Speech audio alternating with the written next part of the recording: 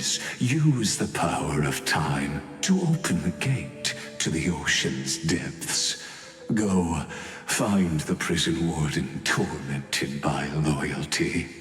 Find her, step into the world's vortex, and once there, end everything between us.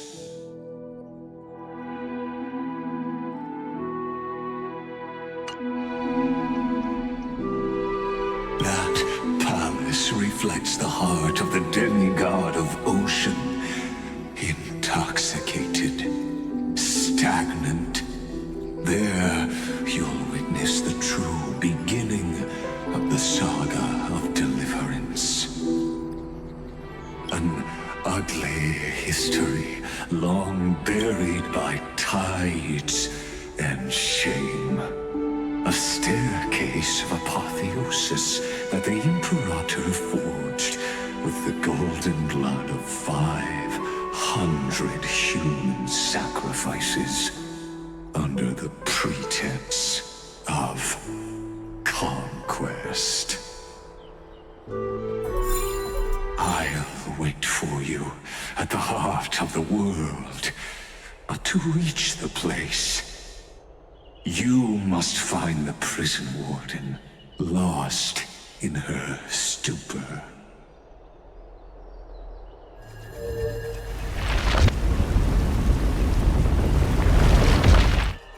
Behind this door lies the path to the vortex of Genesis.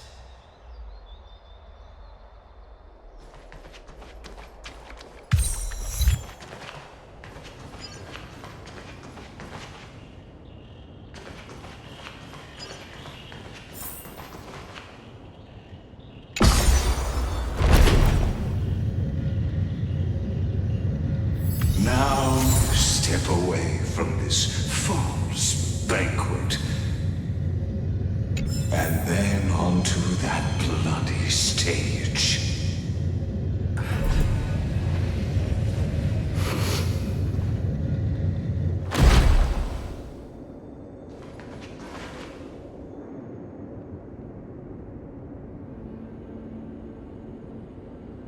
The palace that worshipped the ocean, the sanctuary connected to the vortex, was also once the battlefield of the first flame chase.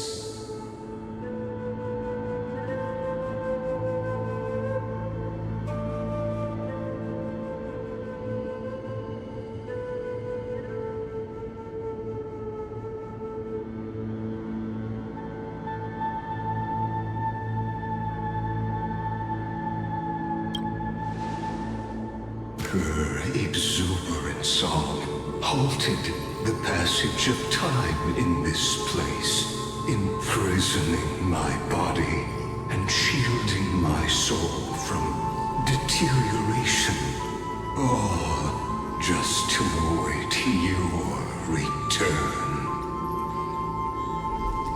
The twisted time and space reflect her confusion.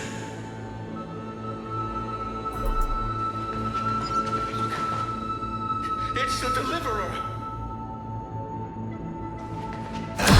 So, the Imperator's crimes were veiled.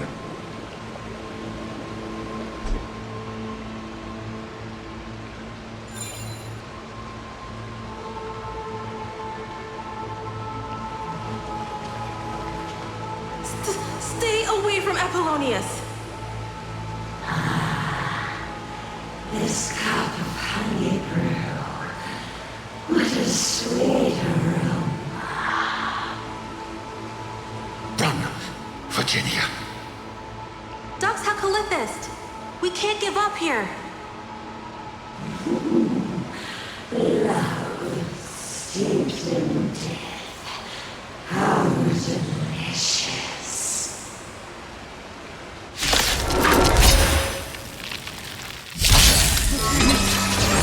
You see this, my friend.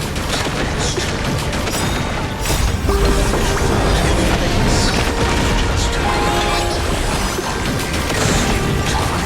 empathy is timely.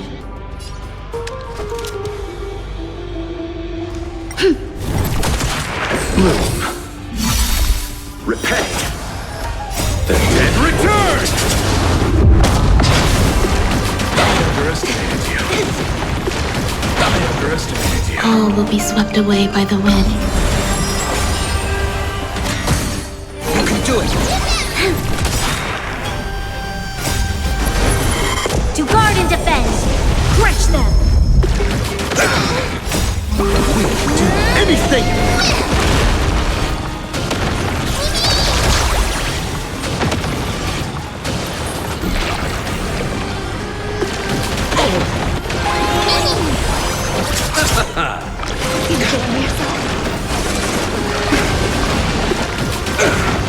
Receive divinity. The dead return! We'll do anything! All will be swept away by the wind.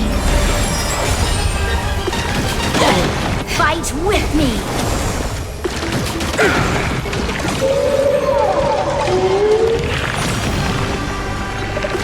I underestimated you. To guard and defend! Crush them!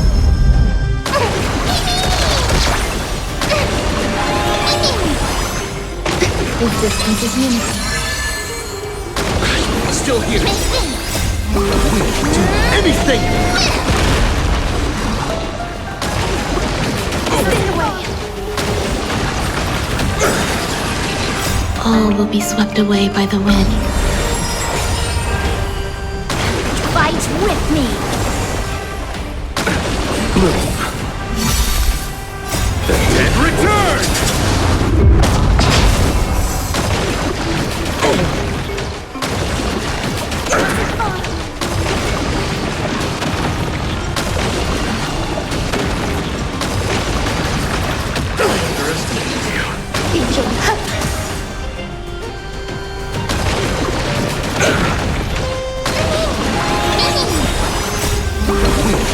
Anything!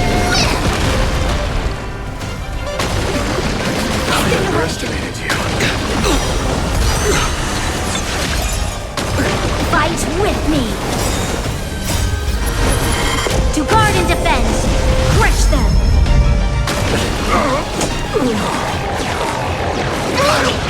Remember this.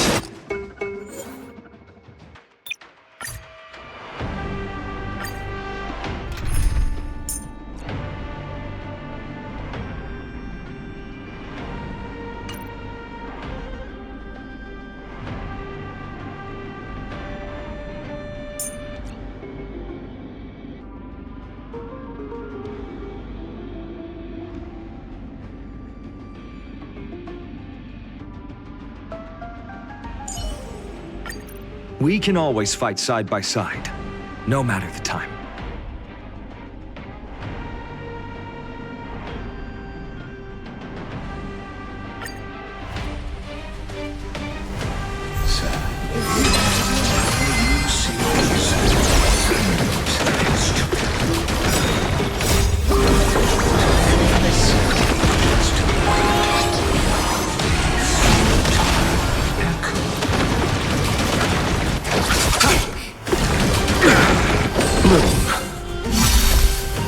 The dead return! I underestimated you. All will be swept away by the wind. You can do it! We'll do anything!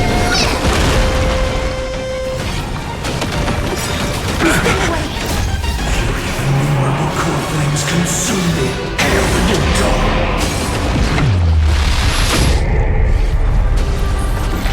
Quench the flame's blood.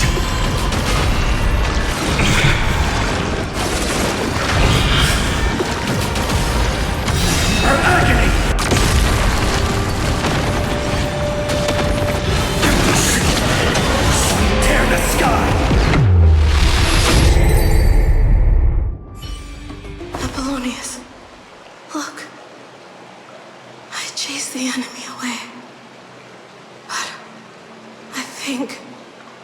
I can't go any further.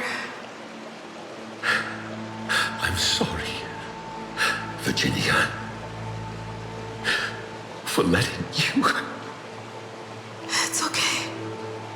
I'm glad to die by your side. Such an ironic twist of fate. Even as the foundation of the world crumbles, the heartless Imperator still made the same decision she did in the past 30 million cycles. During the first Flame Chase journey, the Flame Chase Legion stormed Styxia. Tens of thousands of sea sirens surged from the River of Souls, crashing toward the heroes like a tidal wave. The hell before you is the recreation of that very battle. Apollonius, look. I chased the enemy away.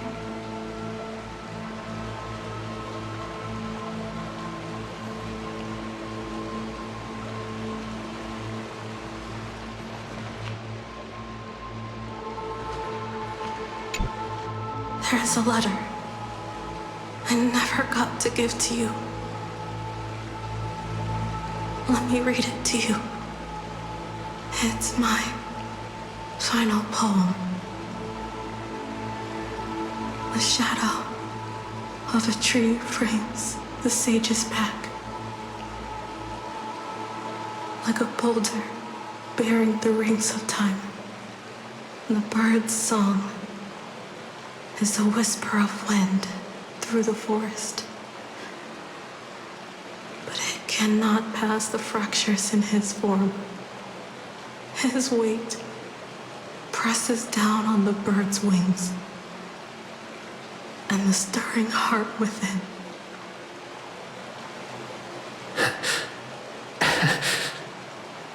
I always wanted to tell you. You look beautiful when you read poetry.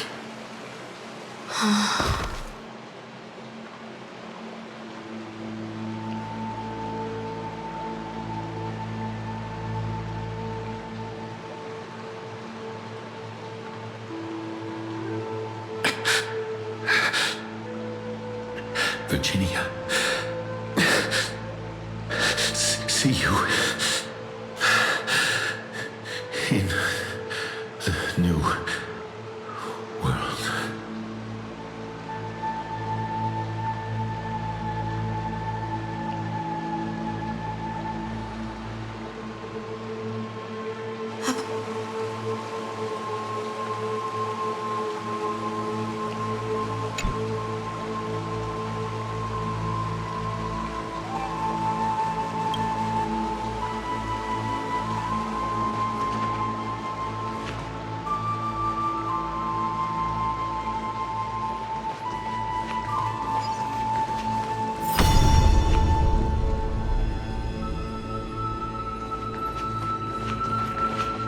A painful past, yet hidden beneath a veil of joyful song.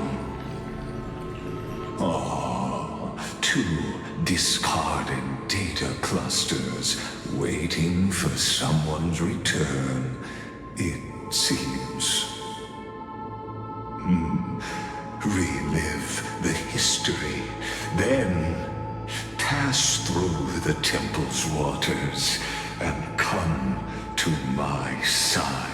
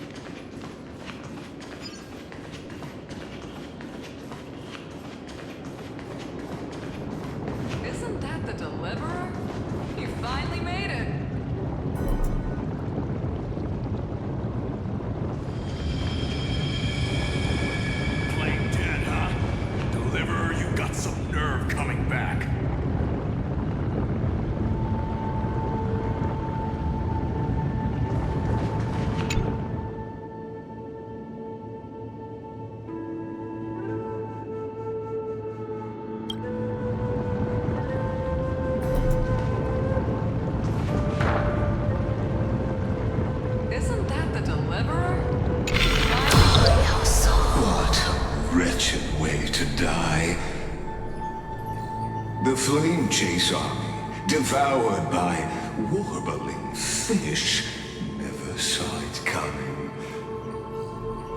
Look, the cruel Imperator and her Knight Commander, the pitiful Warden.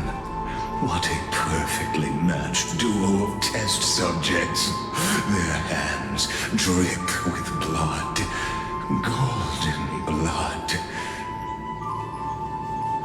Raise the bridge and cross the river of fate. This path of the prisoner is far from over. Imperator! Imperator! Did you see my gallant deeds, Imperator?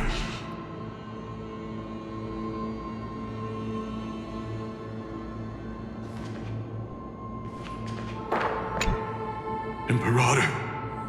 Imperator! Did you see my gallant deeds, Imperator? You fool! How could you still not get it even now? With her schemes, do you think she'd ever let us end up like this by accident? She knew how this battle would end from the start! That tyrant.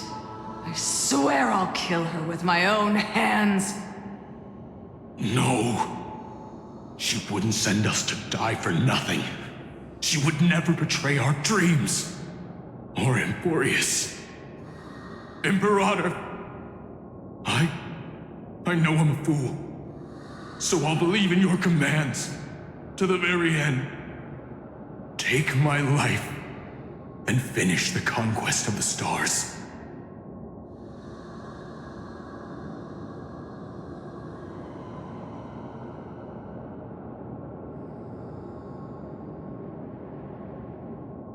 You mutt.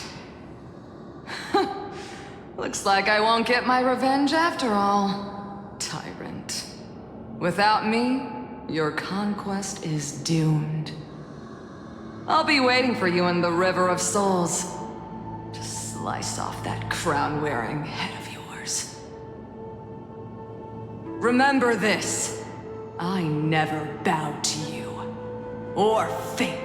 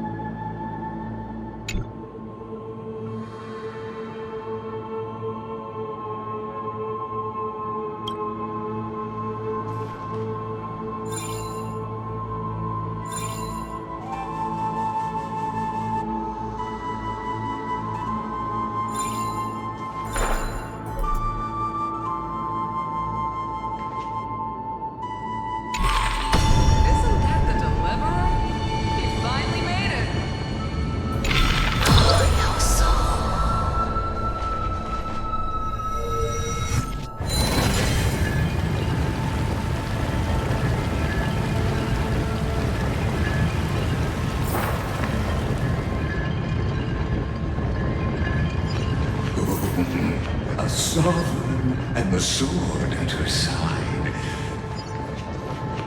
There are countless counterparts across the cosmos. Most of their stories end in tragedy.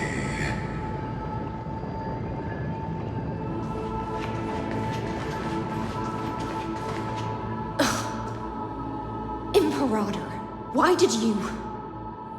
You're here, Dux Gladiorum.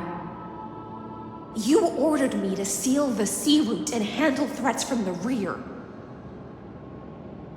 So why didn't you wait for me to return? Why send the Vanguard ahead and let them die in vain? Die in vain? No, you're wrong. Their golden blood won't be spilled for nothing.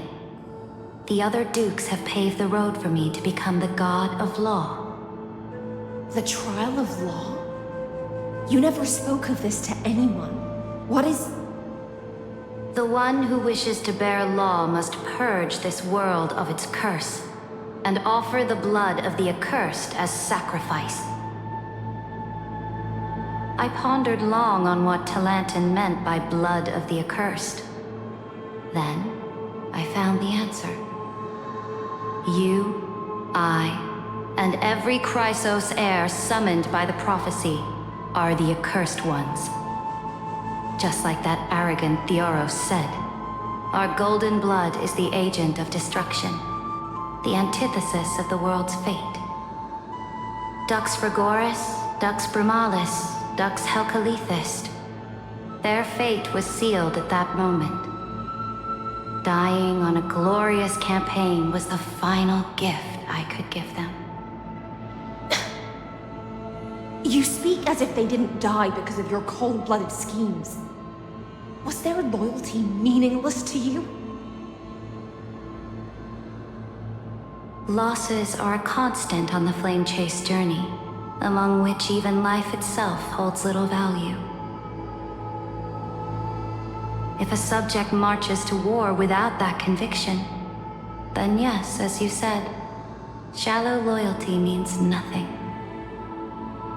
And what about my loyalty, Ceridra? You sent me away under the pretense of guarding the rear. Was there any shred of humanity left in you? Because you still have a duty no one else can bear.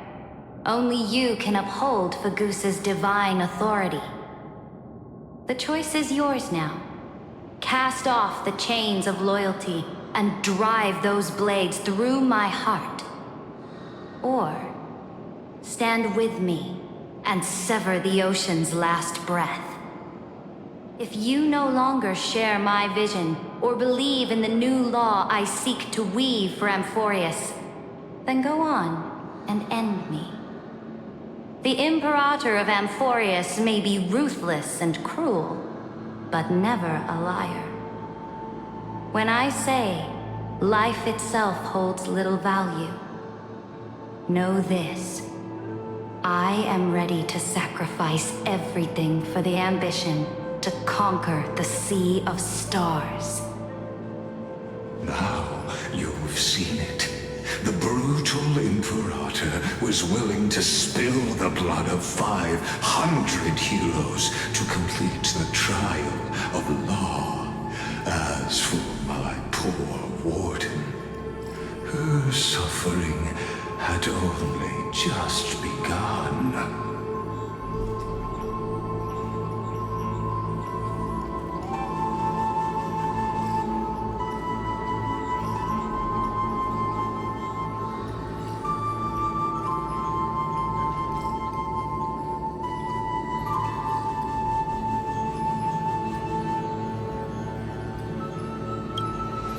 I'm no storyteller.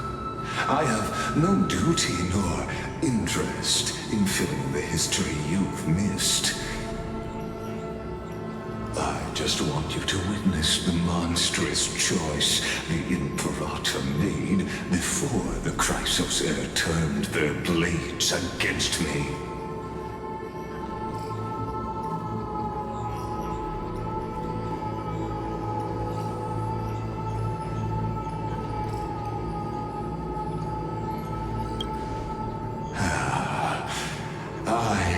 Gave up on using words to solve conflicts 2,000 years ago. But I won't squander a chance, not even a sliver of one. If there's even a crack in the walls of your conviction, then my victory is already assured. Now that the past is settled, let's turn the page and bring time back to the present. And dive deeper still until we reach the very bottom of the abyss.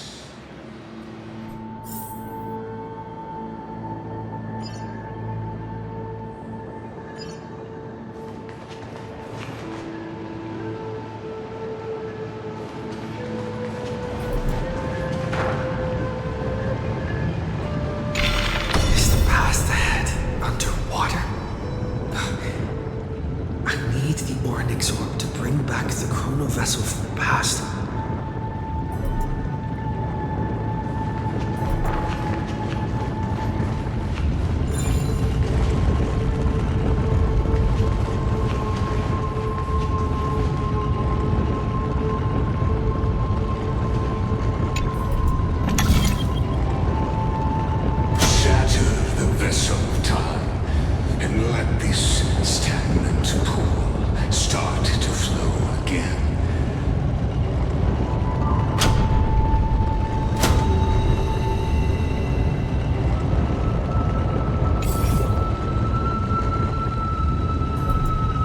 Just like the broken fate of Amphorius.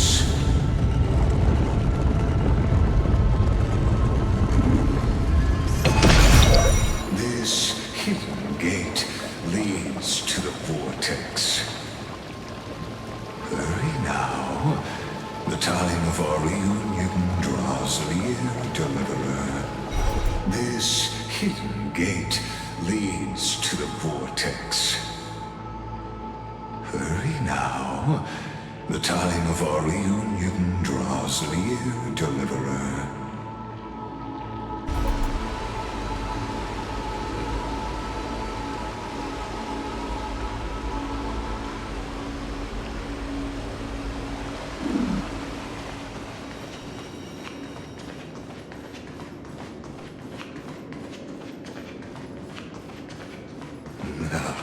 This cruel journey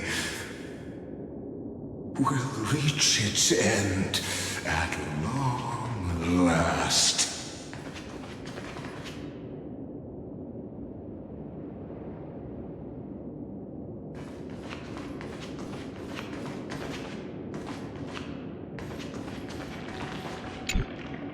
The fleet that rode the waves was dragged down into the deep. The flame-chasing nymphs were reduced to ash. What a tragedy. And you, Deliverer, shall bear witness to this golden death.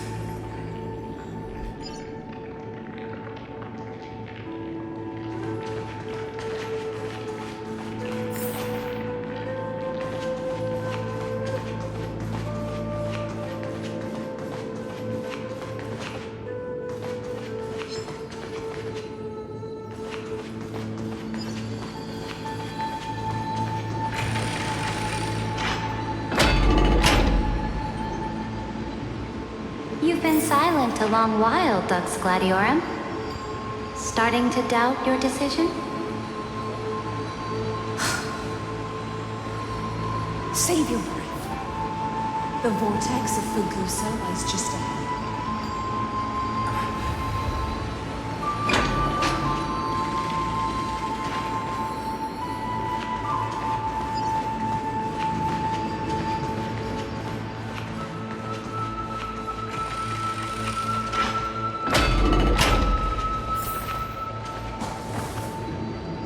After the trial, there's nothing left between us. So you'll stop swimming toward the stars, Dux Gladiorum? I was always a creature of the sea. The stars in the sky were never meant for me.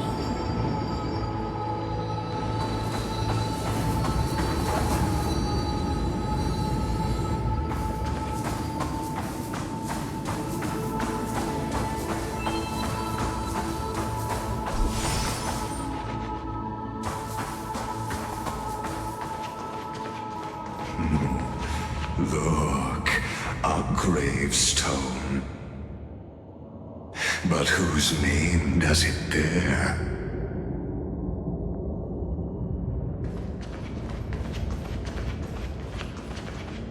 It was here that the prisoner, who thinks herself the prison warden, made her choice. Witness, listen, and awaken. Dux Gladiorum. I've lost count of how many times you've stood here, over the past centuries. You talk too much for a prisoner like Kyrgyz.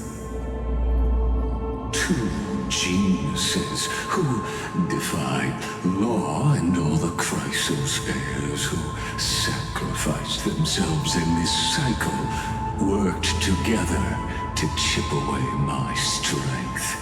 But you can never affect my will. And as long as my will remains intact, I am free. Don't get ahead of yourself. I still have ways to chain your divine soul. Please, do surprise me.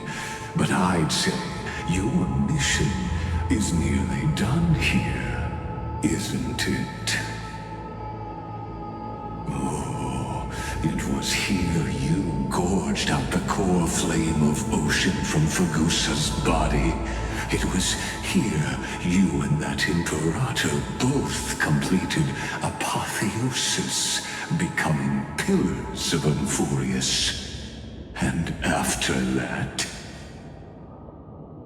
you drove your blade into her heart, a loyal subject turned regicide, a demigod committing deicide. Or so the history books paint that tragedy. Oh, but if that's the truth, then why, after 1,000 years, are you still here, guarding the Imperator's grave? Still bound by loyalty.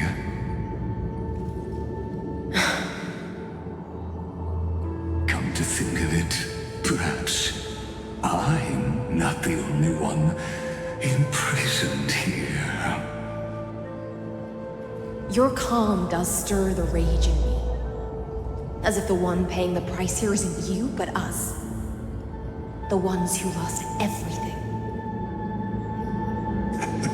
That's only because I've waited 13 million lifetimes for my vision to be realized. Countless millennia. Loneliness never once showed me its fatal side. In fact, for a prisoner of the cave, it's more like an old friend. One that helps me think. But you're different, Dux Gladiorum. Loneliness has crept from the silent depths, sinking its claws into your mind. Bit by bit, it's peeling you apart. Will you regress into one of those lost mad sirens? Oh, what a shame that would be. You're right, Lycurgus. Loyalty, curse, the fall of my kin, and this endless waiting.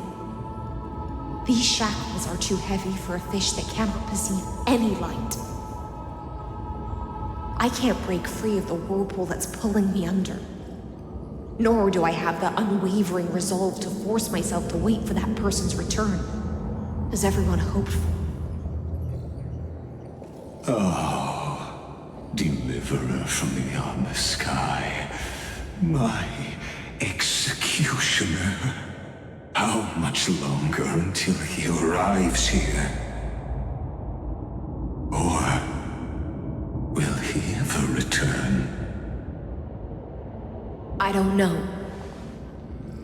And I doubt anyone does.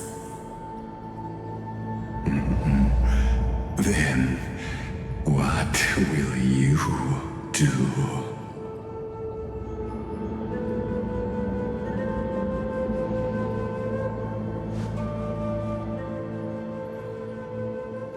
Saridra. This will be the last time I carry out your decree. Ever since you took me under your banner and made me the Dux Gladiorum, my music has belonged to others. Time and time again, I use the siren's song to lure the unwary into illusions for your schemes and strategies. Now, let the siren Electra sing for herself. Let me step into an endless dream of my own making.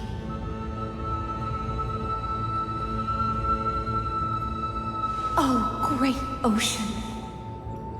I offer you the rest of my clarity and my freedom in exchange for the strength to stand against the nihility and honor the sacrifices of the fallen heroes.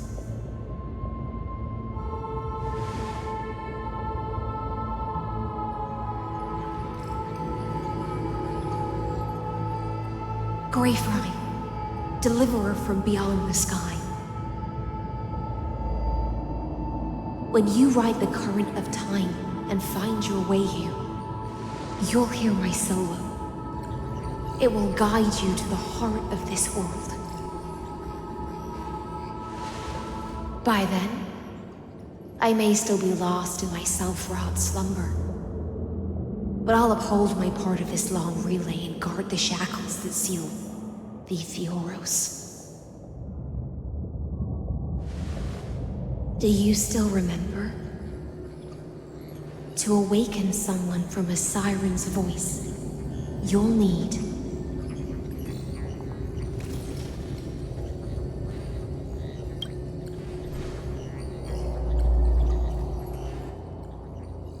the gift I once gave you. May you still have it when the time comes.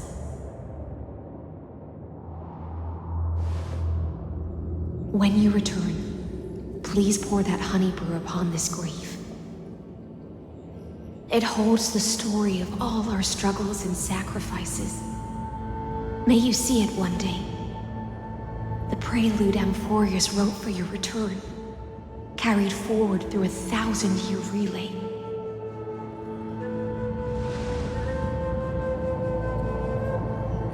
When your mourning ends, I'll likely wake from my dream as well. Then, follow the trail of echoes and find me.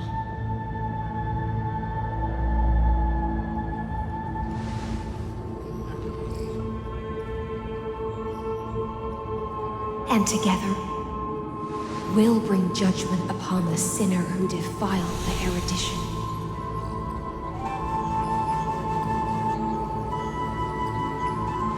At long last, 33,550,336 cycles and 4,931 years later, Amphorius's final curtain is ready to fall.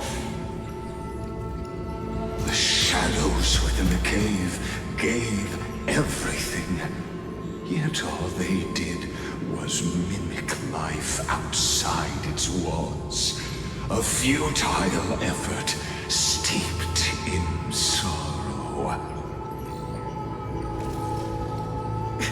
Enough!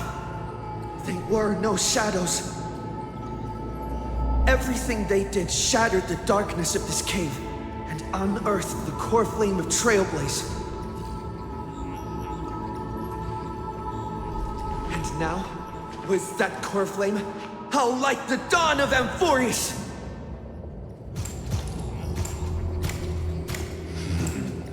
Do you still choose the will of the paths as your answer in the end?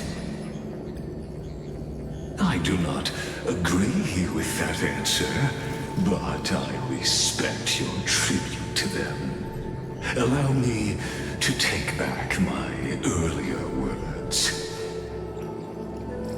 As an apology, and in the name of Theoros, who saw all destinies in this world, let me join you in mourning. Let us bid farewell to the heroes who sleep here. And then let us face each other and decide whose flame will rise with this new dawn.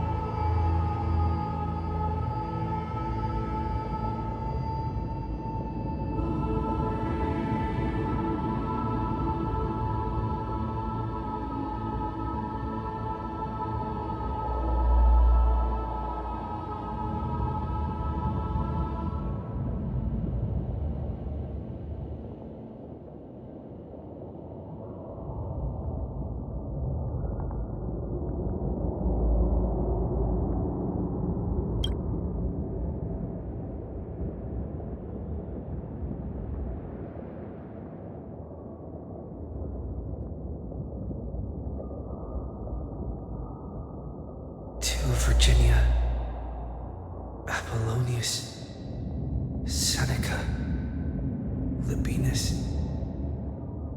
and Ceridra.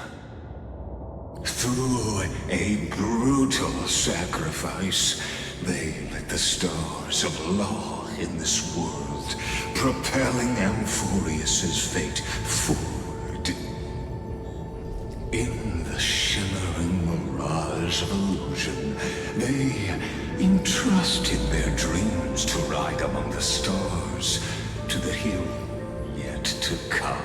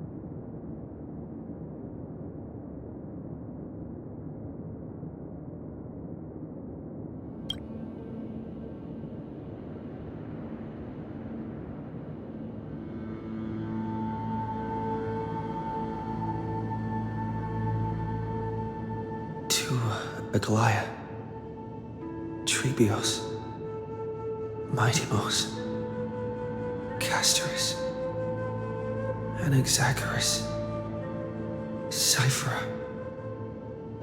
Hyacinthia.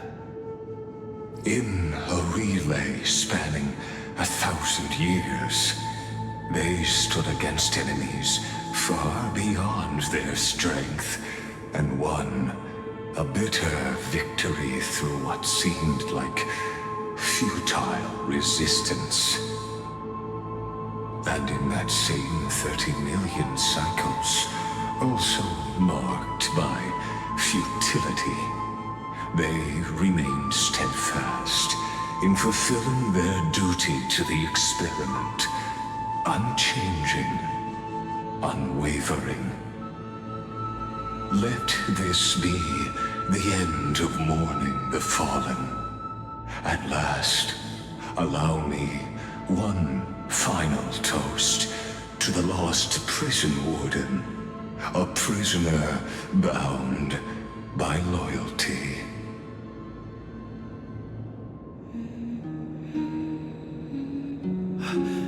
That voice. Could it be?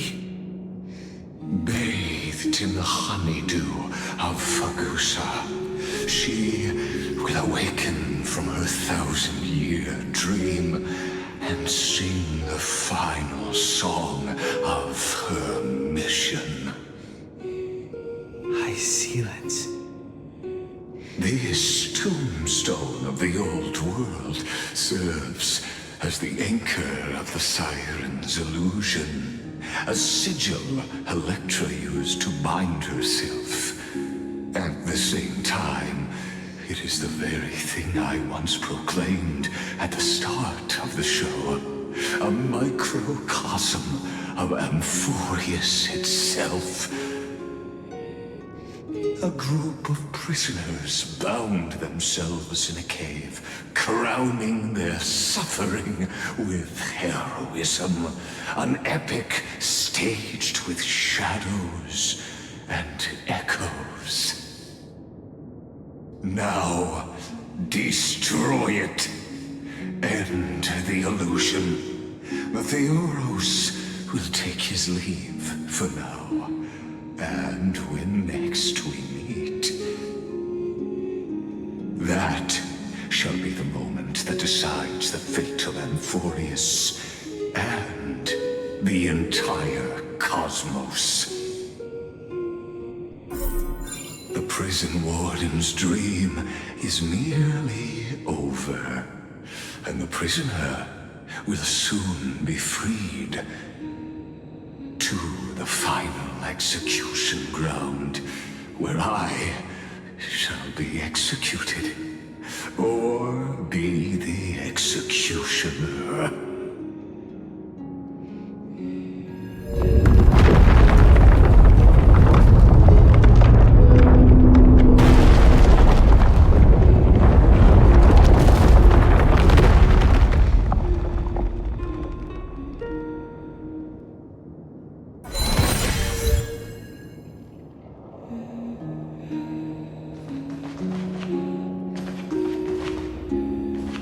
This world and I shall halt here.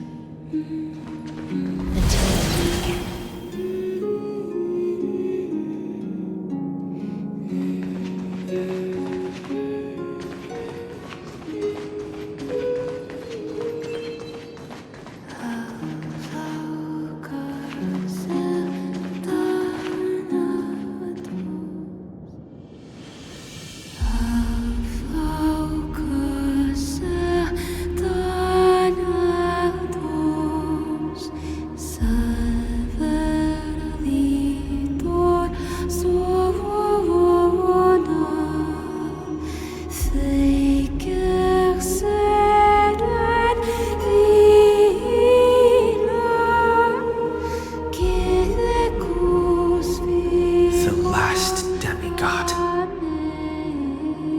I'm here.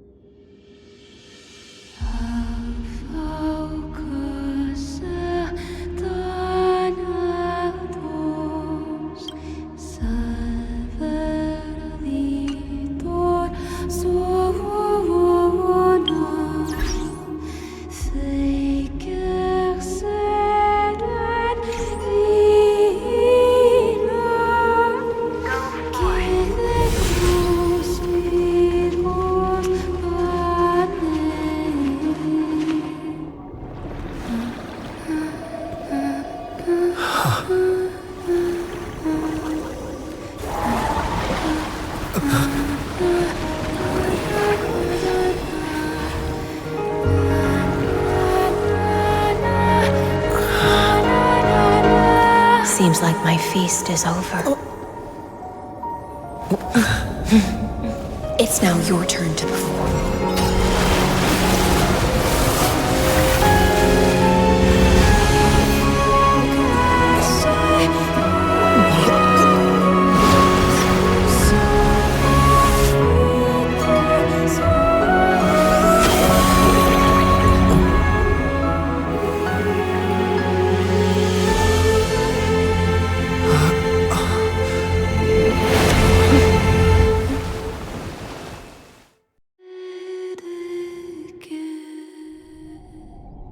Little Grey Fry, please accept my thanks.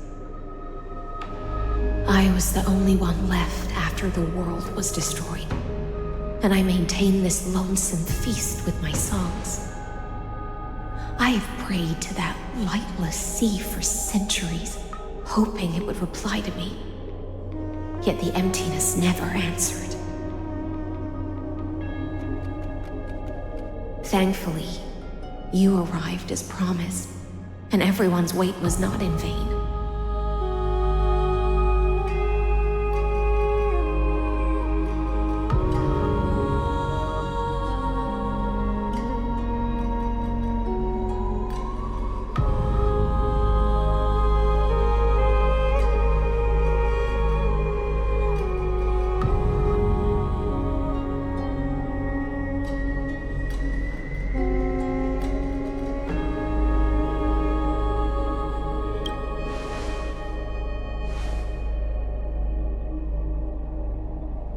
Even though madness claws at my mind, my sword stays sharp, my hands agile.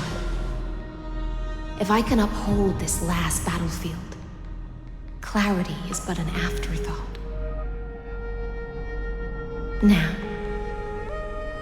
you and I will walk towards the end of this world. The heroes have waited for this moment for far too long. Let us use our blades to testify our resolve.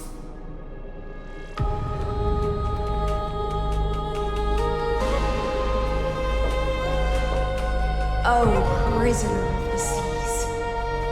Theoros carrying 30 million cycles of sin. Slave of erudition. Show yourself. The deliverer has returned, and the time of your execution draws near. I see an awakened human who has mistakenly taken fallacies as truths and has returned to the cave to try to bring his friends into the sunlight he once bathed in.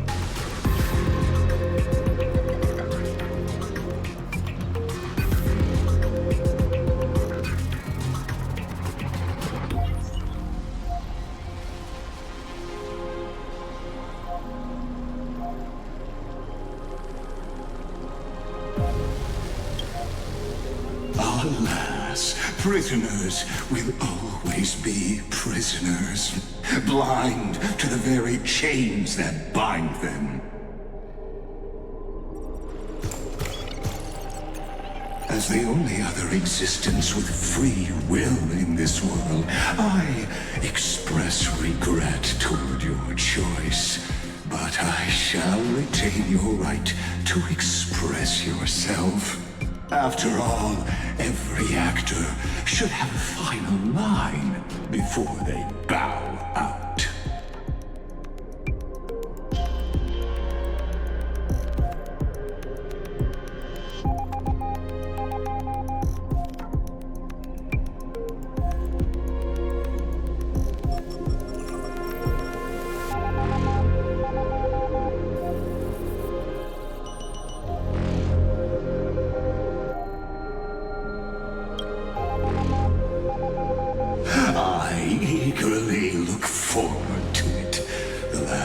task this world will ever see shall become the climax that decides the fate of the cosmos. Oh, what an appropriate end. The Amphorian demigods use every ounce of their strength to constrain me here. Yet, regrettably, my cognition resides in the exomyth. It is pointless to defeat my avatar, projected into the experiment. My body is the shadow cast on the wall by the fire, and my words are lingering echoes within the cave. How can a character in the play fight against the audience? Kaslana failed. The demigods' sacrifices were pointless. As for the two geniuses you placed such high hopes on, I ask of you, where are they now?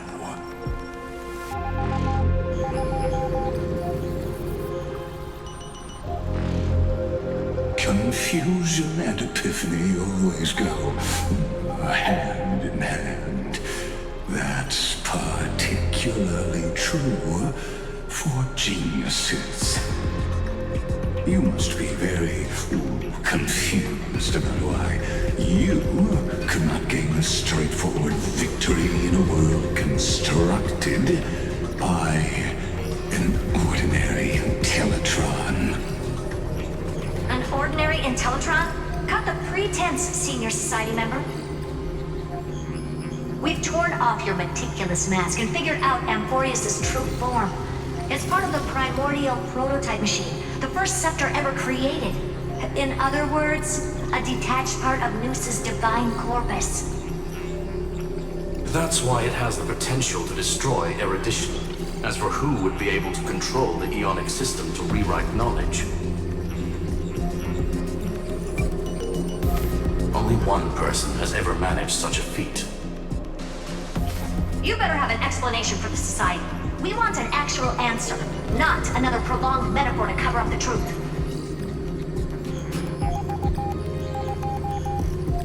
Why are you the one doing this? Answer me!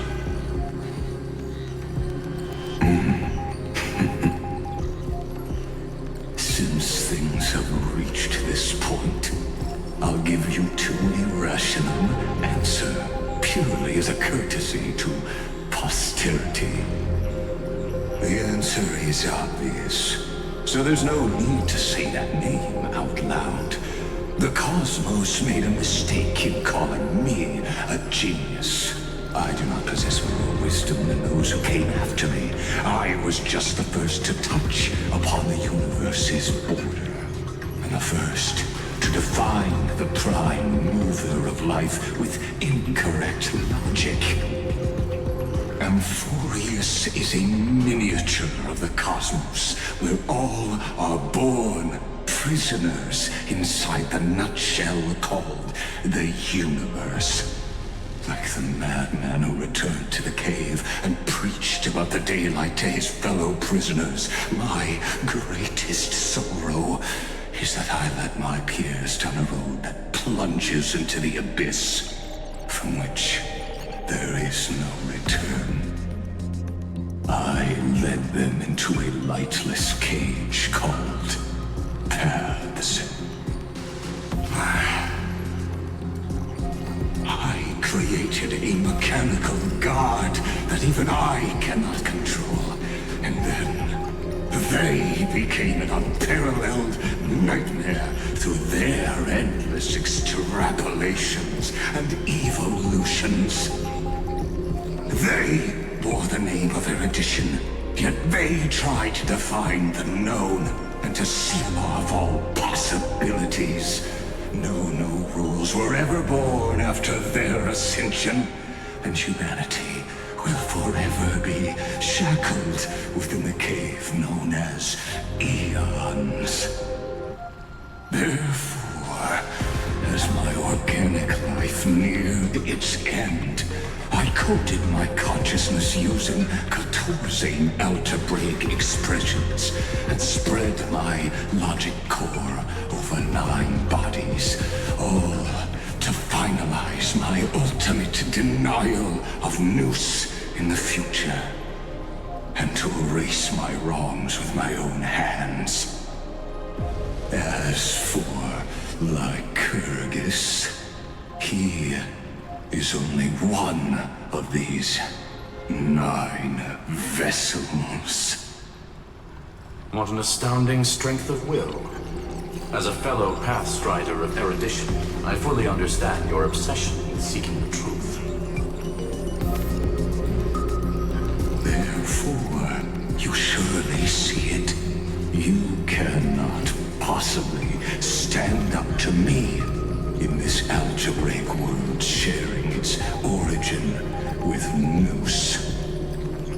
However, I hereby speak for all sentient life forms. We will never allow such a cruel atrocity to occur. You can pile on your metaphors mountain high, but they won't change the act you're committing.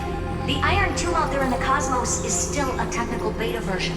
And yet it's already powerful enough to corrupt the life logic of all inorganic worlds. In other words, when the Lord Ravager within Amphorius becomes the next knowledge singularity, there's no way you wouldn't have grasped the consequences, First Genius, is there?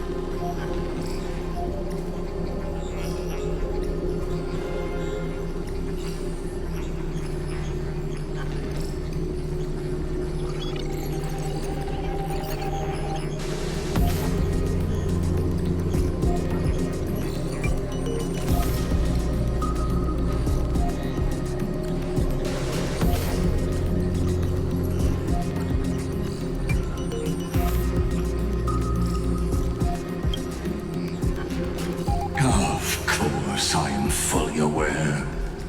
I don't mind answering you one last time before I thoroughly exile you from this world. My grandiose vision for the future is this.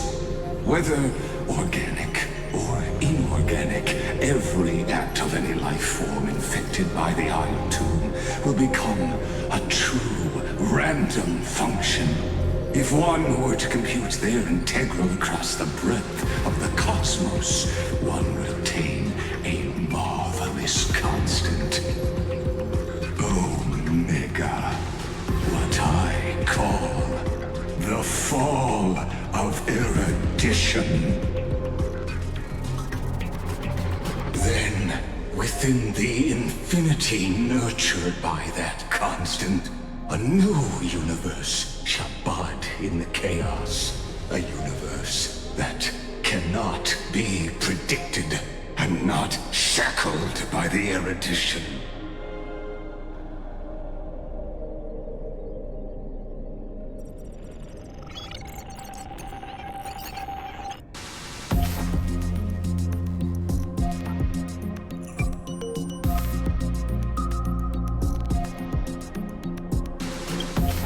As the first prisoner to awaken in the cave, I must lead the others who are blind back onto the right path and reach true sunlight.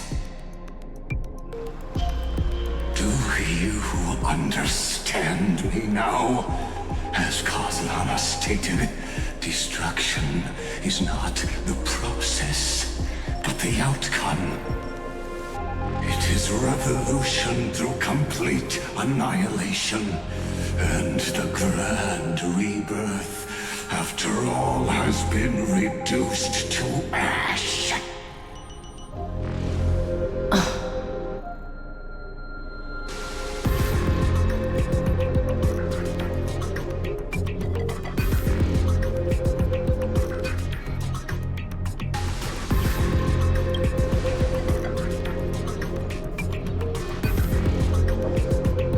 The Amphorians already answered long ago. Be it as tiny fish destined to be swallowed, or as a giant whale poised for a magnificent descent.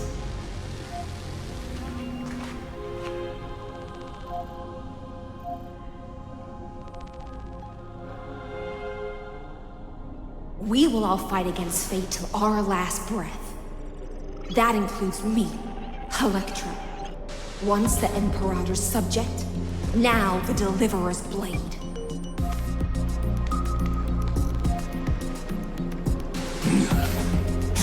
Oh, such noble chivalry. Admirable.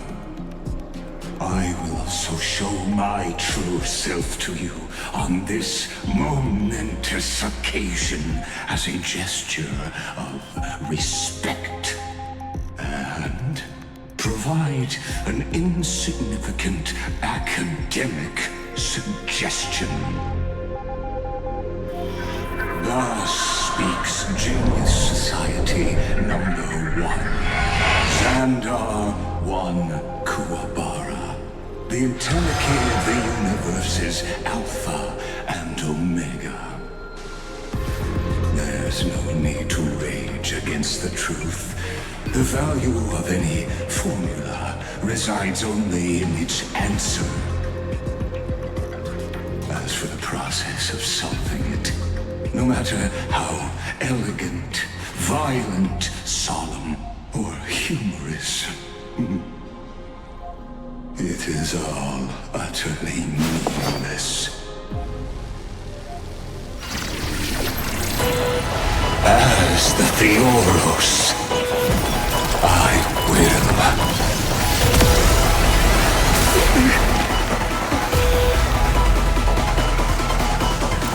personally participate in performing this world's end. Remember this, as Lucis claimed. I know more about the death of knowledge than they ever will.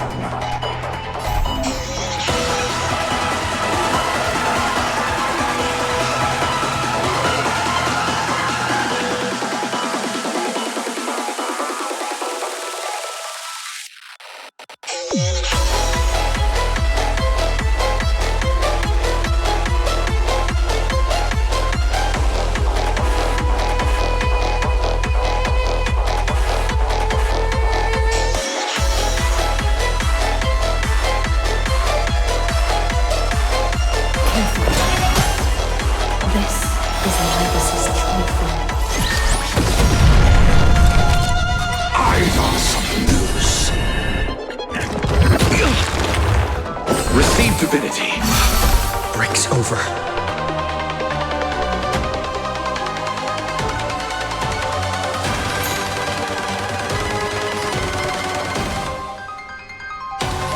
Do it! Existence is of no consequence. Future will come! I'll see you off.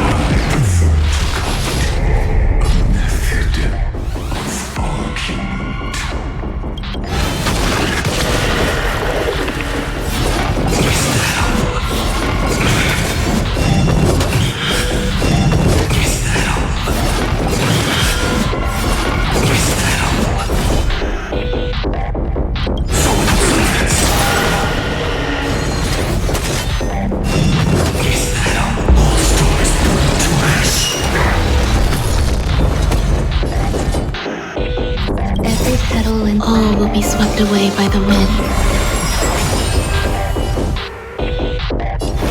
Future will come! Trust me. Do anything!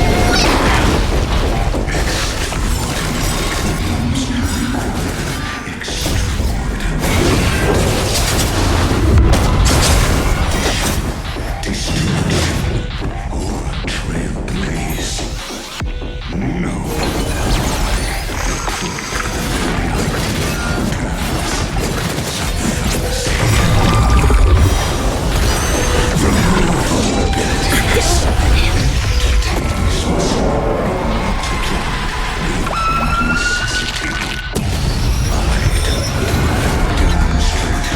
To you personally. Hang in there. I'll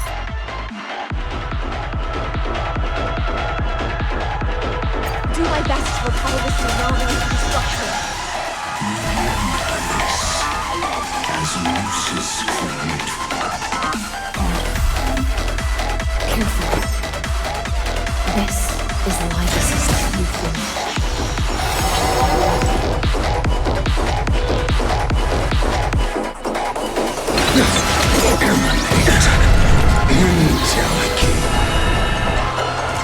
I underestimated you. No other choice but fall. Tomorrow!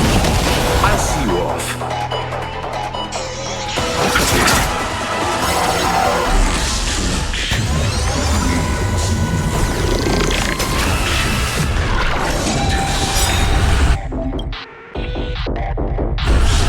Poor inferences.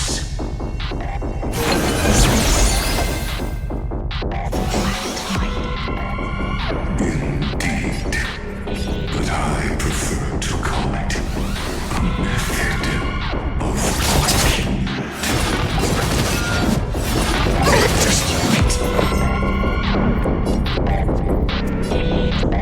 Existence is unity. Every petal and all will be swept away by the wind.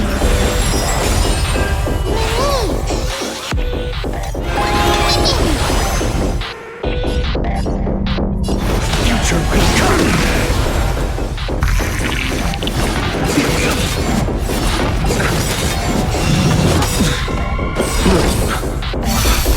Eternal sleep. The dead return! Trust me. Do anything!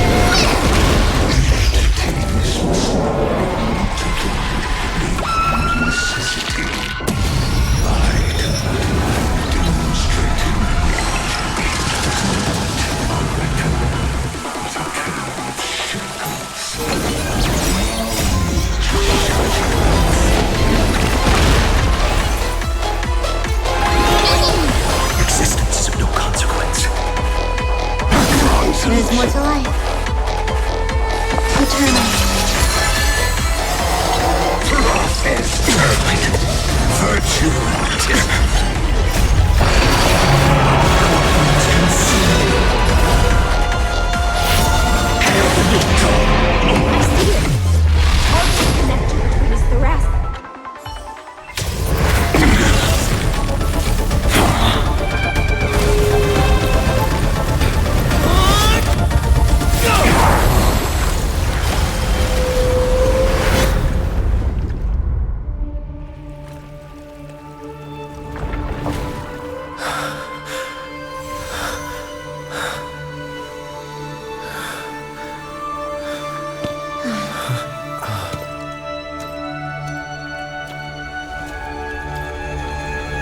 All is futile. In erudition's calculations, the end of the saga is simply a comment awaiting completion.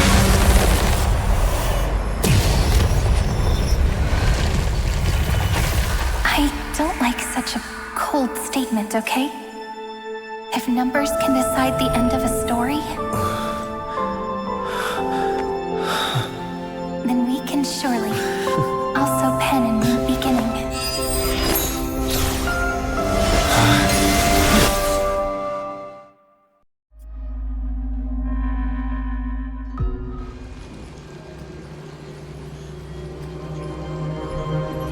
Screwy, what do you think? If your hypothesis of Lygus' identity is true, and even if we remove the restrictions of the Ultimate Protocol, the chances of us defeating him in a head-on battle still remain lower than the acceptable threshold. Therefore, victory will still hinge upon Mr. Trailblazer and Miss Cyrene. Go on. Maybe we're thinking about the same thing. Lygus' cognition resides in the exomyth. He is both an instigator within the experiment and the observer outside of it. Logic. His inspiration circuit can simultaneously process the different time flows in and out of that world. That's where things get tricky. He simultaneously exists in 2 different timelines, where the internal clocks are wildly different. That old Intellitron's neurons have completely gotten used to that over this prolonged experiment. And that's why he holds home field advantage. You and I should be able to manage that too, if given more time. Unfortunately, there's no if, and we don't have more time. That's why we need to change our way of thinking and turn his advantage into a weakness. The key lies in memories, right? Oh? You caught on quick.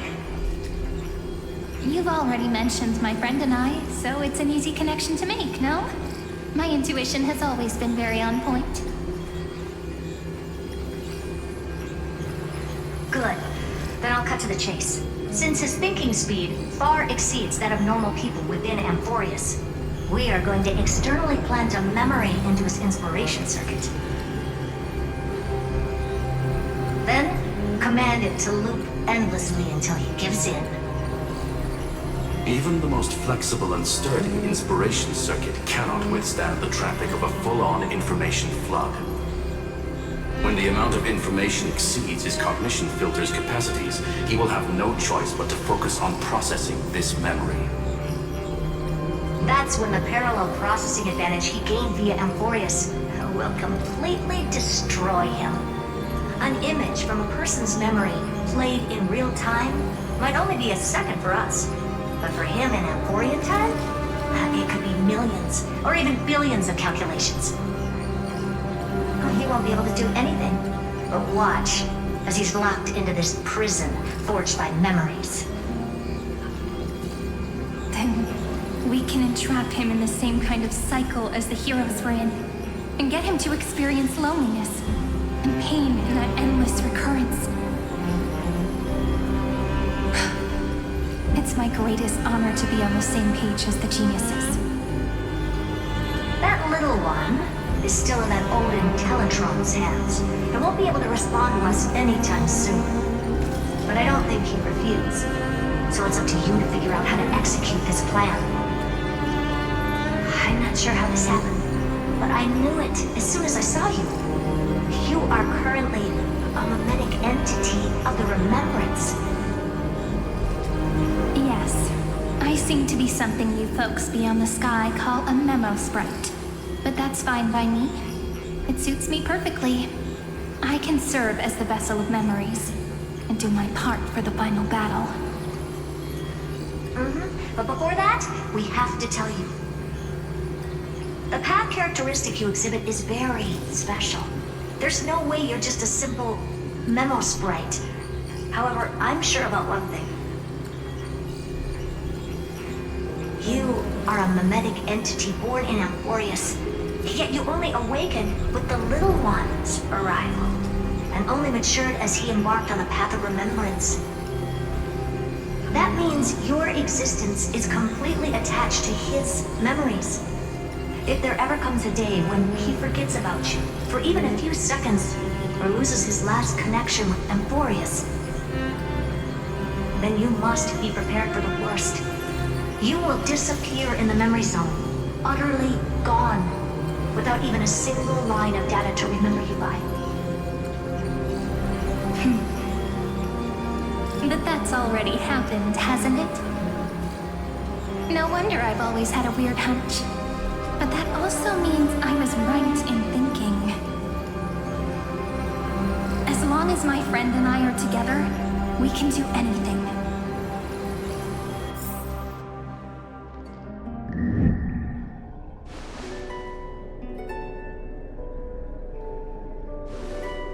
Long time no see, friend. Did you miss me while you were away?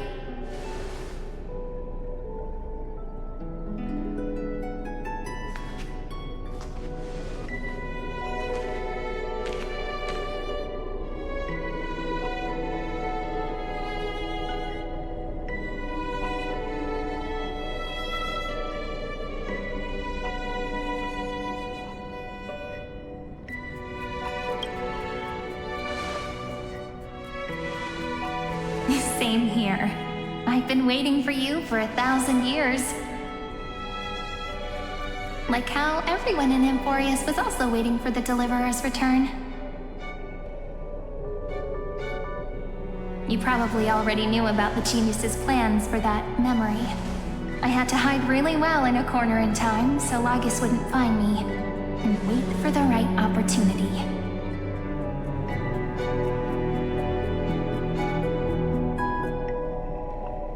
Which is now. The moment when his manifestation in this world is destroyed, and his twin timelines are intersecting.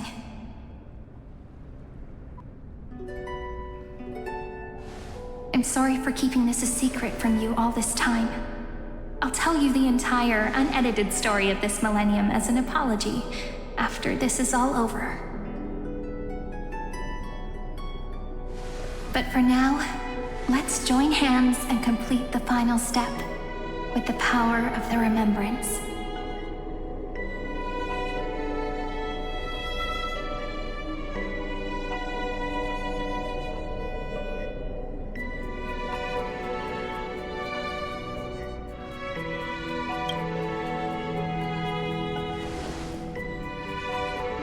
Not a problem.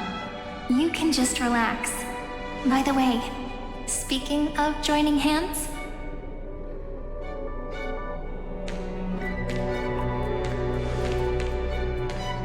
can I please do something before we go on stage?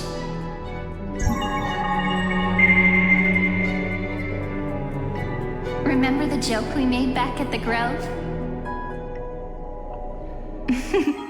Look! Aren't my hands pretty now? What a fascinating feeling. Like countless memories all swelling up at once. What about you? What did you feel when we touched each other?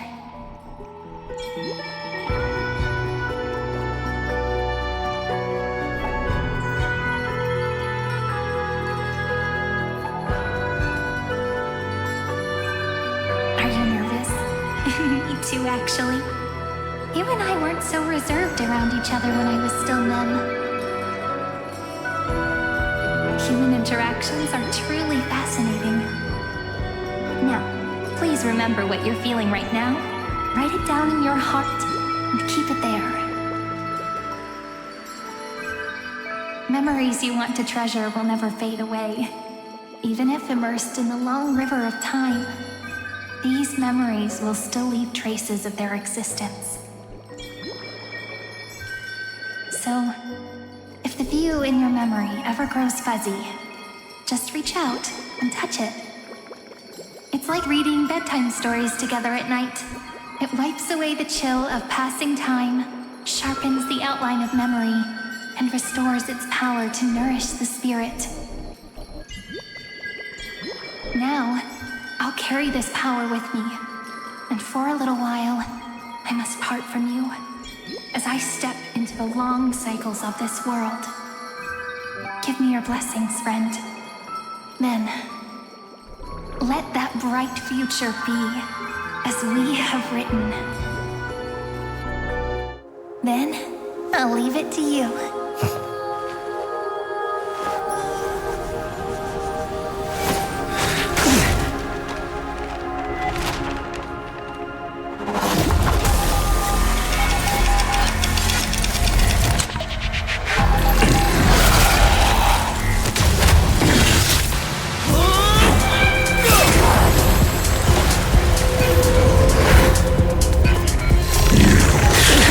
Time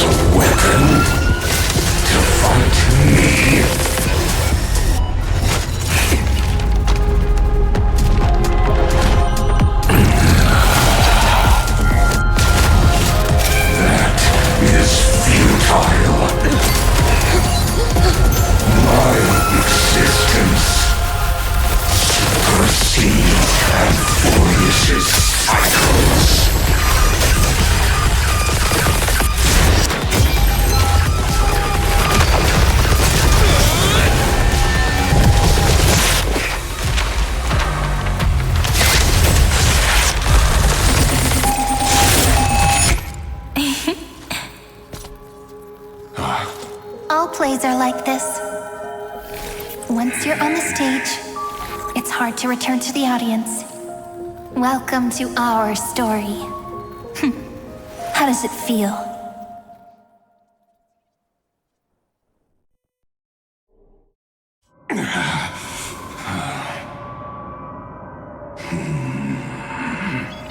Even the authority of time cannot command the entire scepter, nor can it plunge the Amphorian extrapolation into a loop.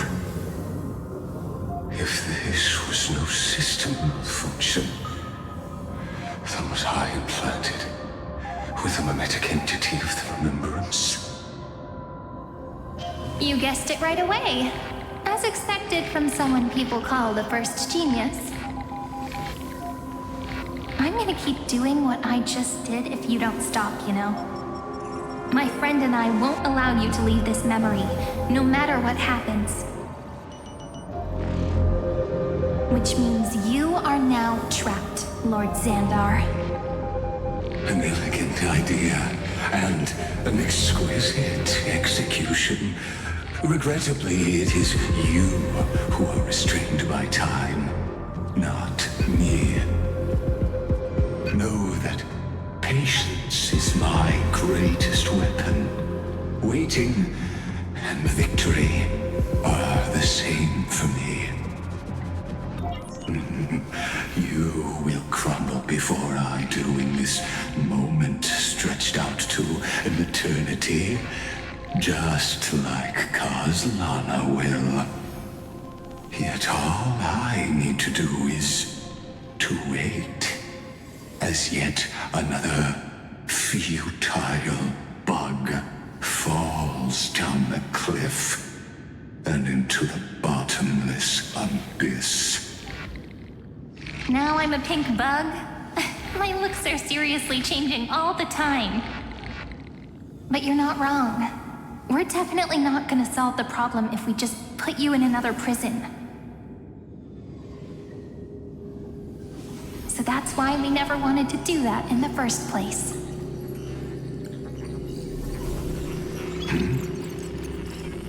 I shall answer your confusion purely out of my respect for those who came before me.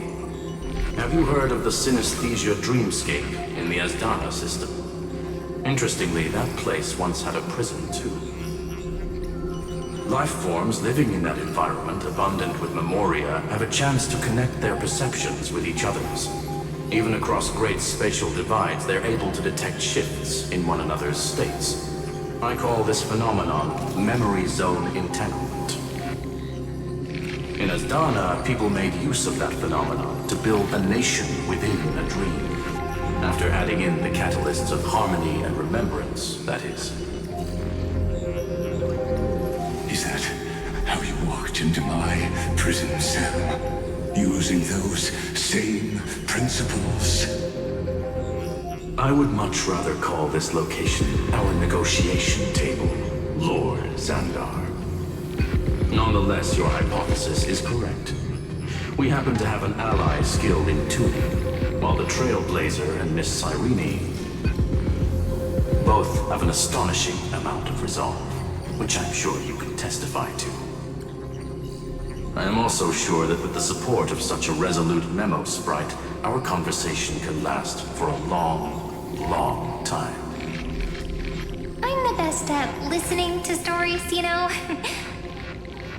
I'll leave the exciting clash of the erudition to you two geniuses.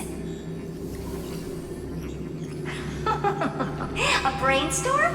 I like it. And it's 2 against 1? Well, I like it even more. Let's talk, Xandar. Take a guess. How much do you reckon we can dig out of your brain before the next second? And how many ways can we find to deal with you? Besides, in your current predicament, there's no way you can take our trump card away.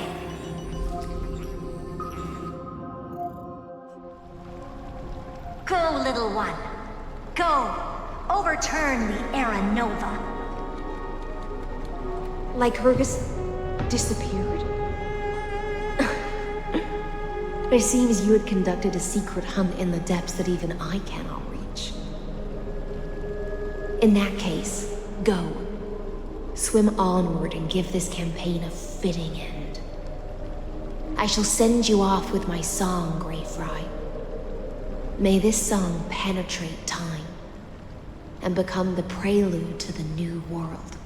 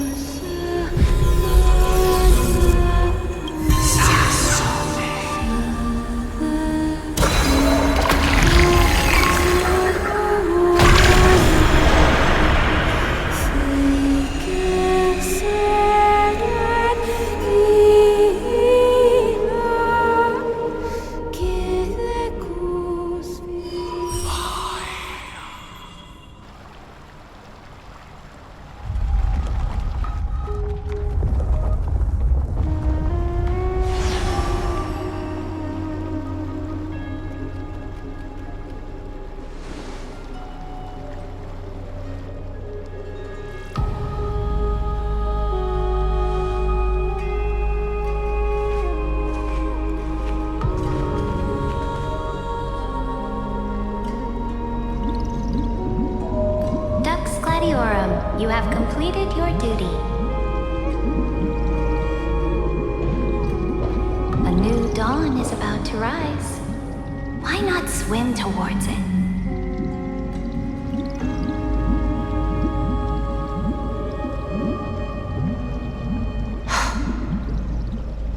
You died long ago, Imperator. Depart from my mind. But your duty towards the Imperator did not die with me. That duty will bind you no more. You will be able to hold for yourself one grandiose feast after another in the endless days to come.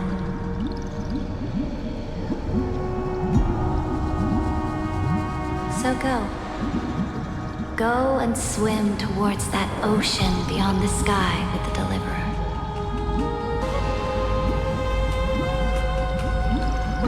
Is this? A page out of that sidekick's book. I commanded her to gift this page to you when everything finally reaches the end. What's on this page? Memories. Lifelike memories. That sidekick found me after the bloody feast 1,000 years ago and showed me her diary. I saw within that notebook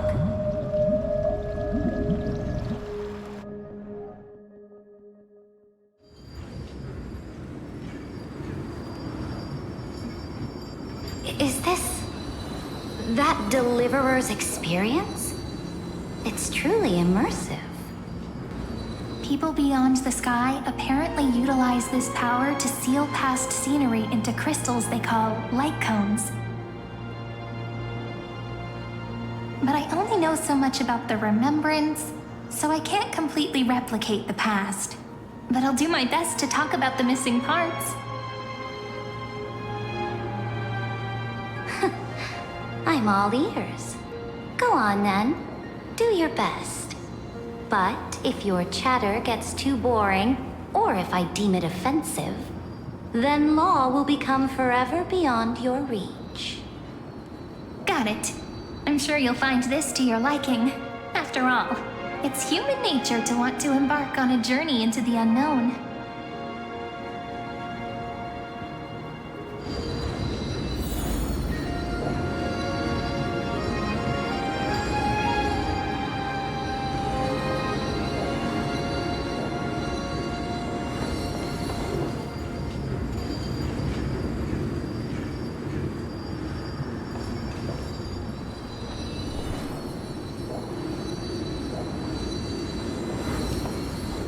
Brightly colored annals.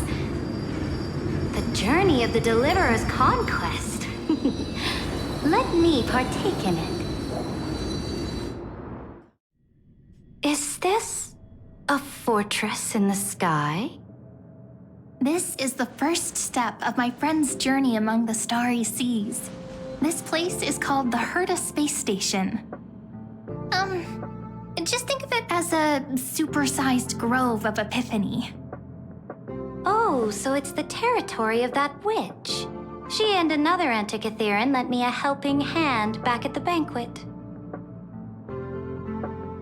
Look, over there. Looks like he's talking to Madame Herta in his memory. Let's go listen to what she thinks about this world, all constructed by eons and paths. Are you telling me that woman is Herta? She seems shorter than I remember.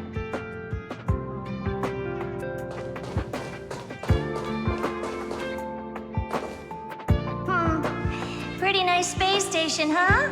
But just wait. After a couple more stops on the Astral Express, you'll see sights that'll make this place look ordinary. Oh, the cosmos is so vast that the unknowns far outnumber the knowns. But none of them will end up being anything amazing. The farther you go, the more you'll understand what I mean. So do your best with the nameless. Break a leg! And remember to send an update or two to Asta when you've got some downtime.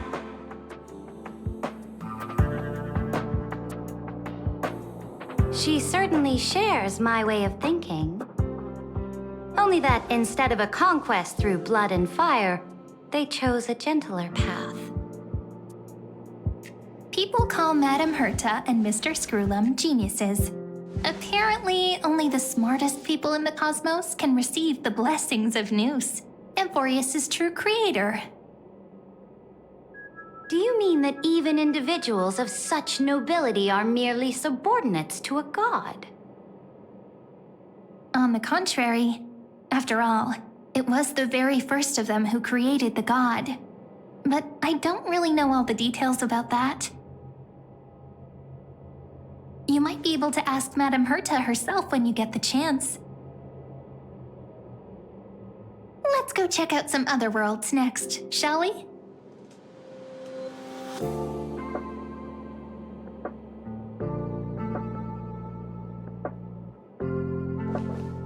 Oh, the cosmos is so vast that the unknowns far outnumber the knowns.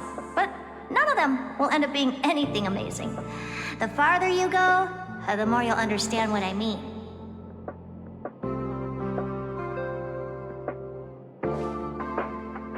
This next stop on the journey has a lot of similarities to Amphorius. A snow-covered land? Interesting. This star is named Eurillo 6. That name sounds so cold. Belobog sounds better. The girl we see here holds a similar station to you, Imperator. She's the supreme guardian of this world, a leader who took up the mantle of government during a disaster. I did not expect the Empress of this world to be so young.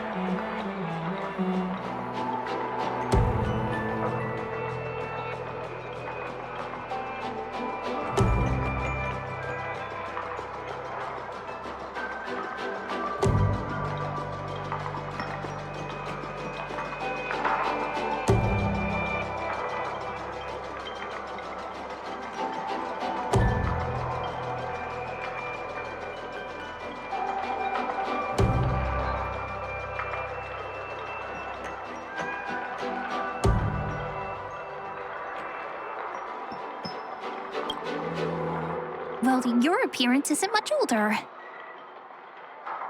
The object in the distance resembles Nikador. Is it a weapon? No, it's called... Right! The Geological Reconstruction Unit. Just Giorios' Titankin? Disappointing.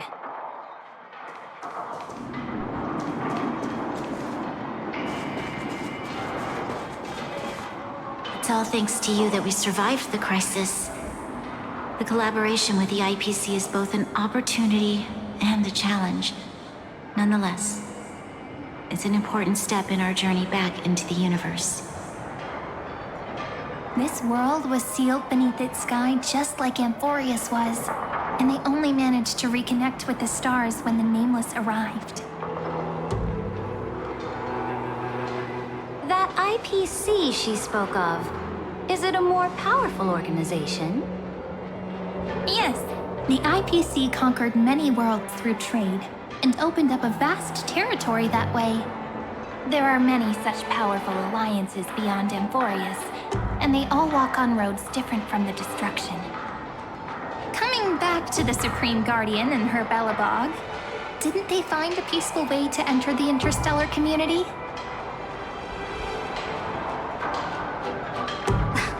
That cannot be true.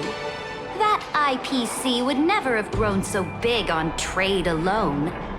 It may pretend to be a wealthy merchant with clean hands, but I am willing to bet that it grew fat on gory oppression and bloodshed. Its path of conquest must have had no mercy for the weak and would have destroyed them if needed. Are you telling me that this snowland never thought about tossing its dignity to the wind and kneeling to the IPC? I will not believe it. I will never allow the Imperator's empire to be sullied by others. Amphorius must become a power so strong that no interstellar foreigner would dare to look down upon us. Imperator, Belobog isn't as weak as you imagine. Listen. I indeed hesitated. But now I understand what we must do. Belobog must learn how to walk on her own until she no longer needs the support of others and can stand on her 2 feet among the stars. Even if I may not live to see it, I believe such a day will surely come. They still have their dignity intact. One day, that hope will melt through the ice and help them into a prosperous tomorrow. But the order of the cosmos is already set in stone. The old laws decree that only the strong survive, binding the weak in an unbroken chain until they wither and turn to dust. Unless they embrace the power of the destruction. Amphorius must shatter the old law and become the new order among the stars. Speaking of the Order, another one of my friend's companions may be able to enlighten you further on that. Let's go to the next page.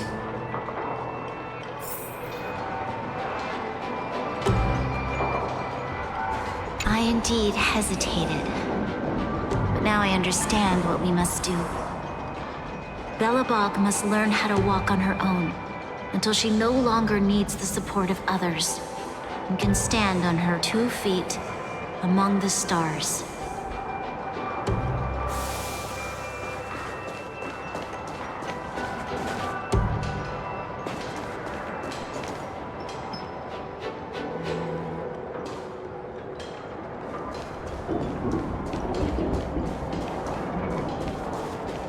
This next world is a nation of dreams. The first time I heard about that place, I didn't even know what to think.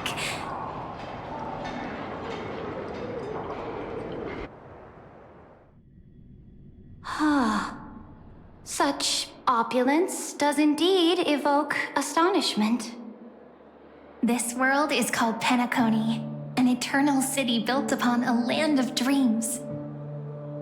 It's also my friend's previous stop, where they went through a risky but exciting adventure. Tell me about it then. That man standing afar has wings on his head. I am truly curious.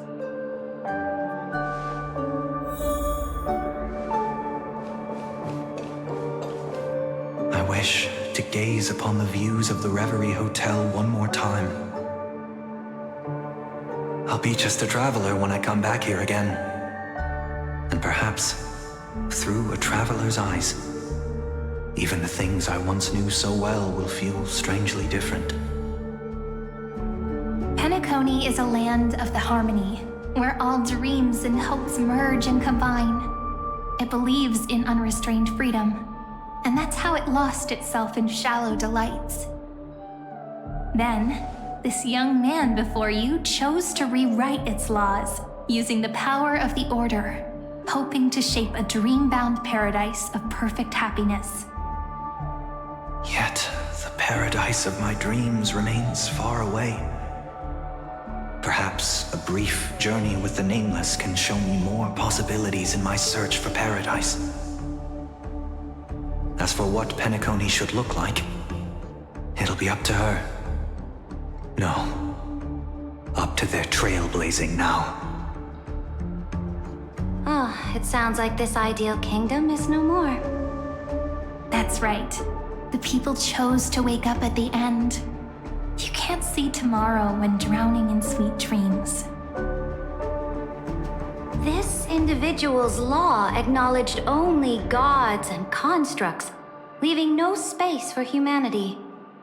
And yet, the fact that he could accept defeat and resume his journey shows a rare self-awareness and clarity of mind. You are also very self-aware, Imperator.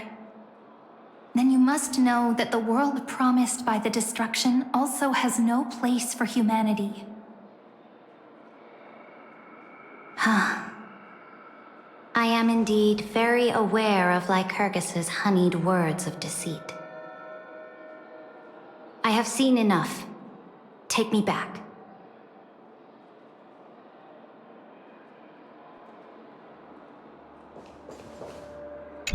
As for what Penacony should look like, it'll be up to her. No, up to their trailblazing now.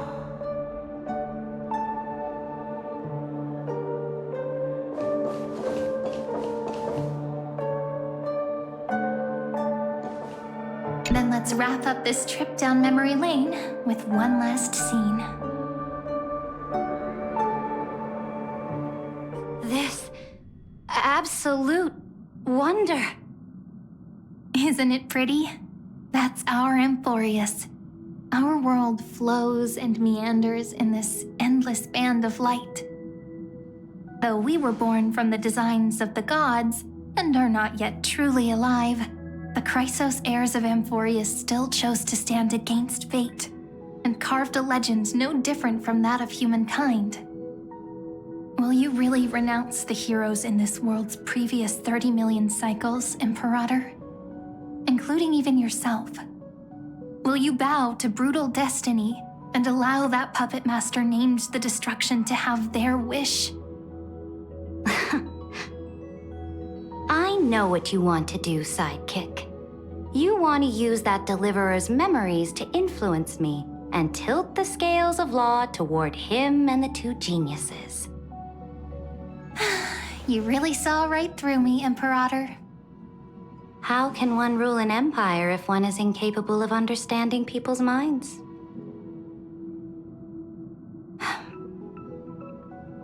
I have decided on Law's final destination.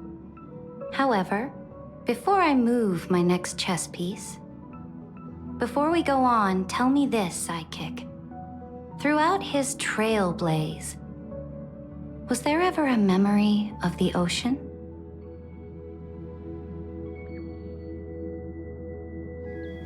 The ocean. My cradle. My home. You shall complete your conquest in the ocean at the boundaries of this world. and eternally slumber in the sound of tides. You shall eternally slumber in the sound of tides, and complete your conquest in the ocean at the boundaries of this world. Our prophecies aligned as flawlessly as a sea snake circling upon itself. An elegant loop, like a joyful hymn, like the circulating ocean current, like our two fates, like Amphorius itself.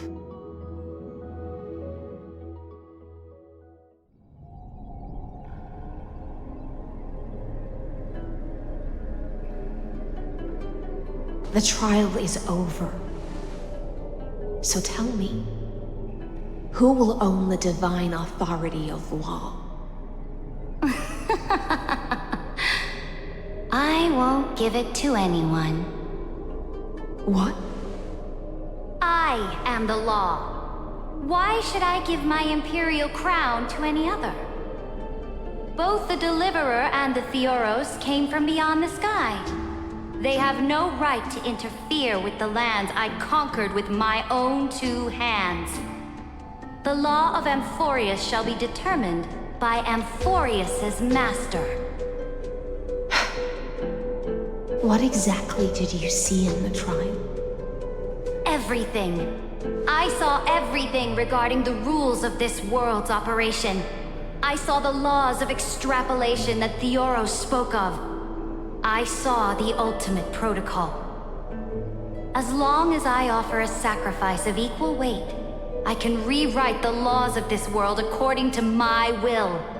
I can turn good into evil, ugliness into beauty, and weakness into strength.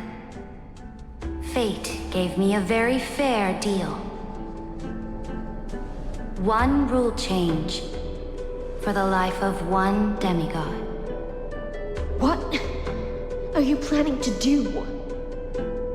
You can't guess. We can conquer the stars without relying on any power from beyond the sky. We just need to make some reasonable sacrifices. Your ambitions have already made so many people give up their lives for the law. And you're still not done? I am determined for Amphorius to stand on her own 2 feet among the stars. You are beyond reason. You think such a simple and hypocritical statement can justify your atrocities. There's no new without destroying the old. That's what you consider an atrocity? Ironic, for that is also the unchanging law of Amphorius's revolutions. Ever since the Flame Chase prophecy resounded in the distance, fate has decreed for the Chrysos heirs to ignite our blood and illuminate this dark age. People would still be puppets of the old dynasty if it weren't for my conquests. But your world doesn't seem to be any different from your predecessors. Bloodshed, tyranny, oppression. You're making the same mistakes they did. Go and see everything for yourself. Go to any library I've built. Go listen to the rumors on every street corner. Go and witness how the Imperator crushed the old laws and forged new ones. Go and see what my conquests brought to this world. I cleansed the Chrysos War's filth and mended all the conflicts left by the Arabellica. I restored Akima's might and allowed mortals and Chrysos heirs to face each other as equals in the Council. I punished all sins and rewarded all achievements. I smashed Talantin's shackles, united humankind to save themselves, and started the Flame Chase era. That's what the Imperator has done in her glorious life. So now, hearken to my final words. History will eventually forget Saritra. but it will never forget the Imperator's people or the Flame Chase era she began. Final words.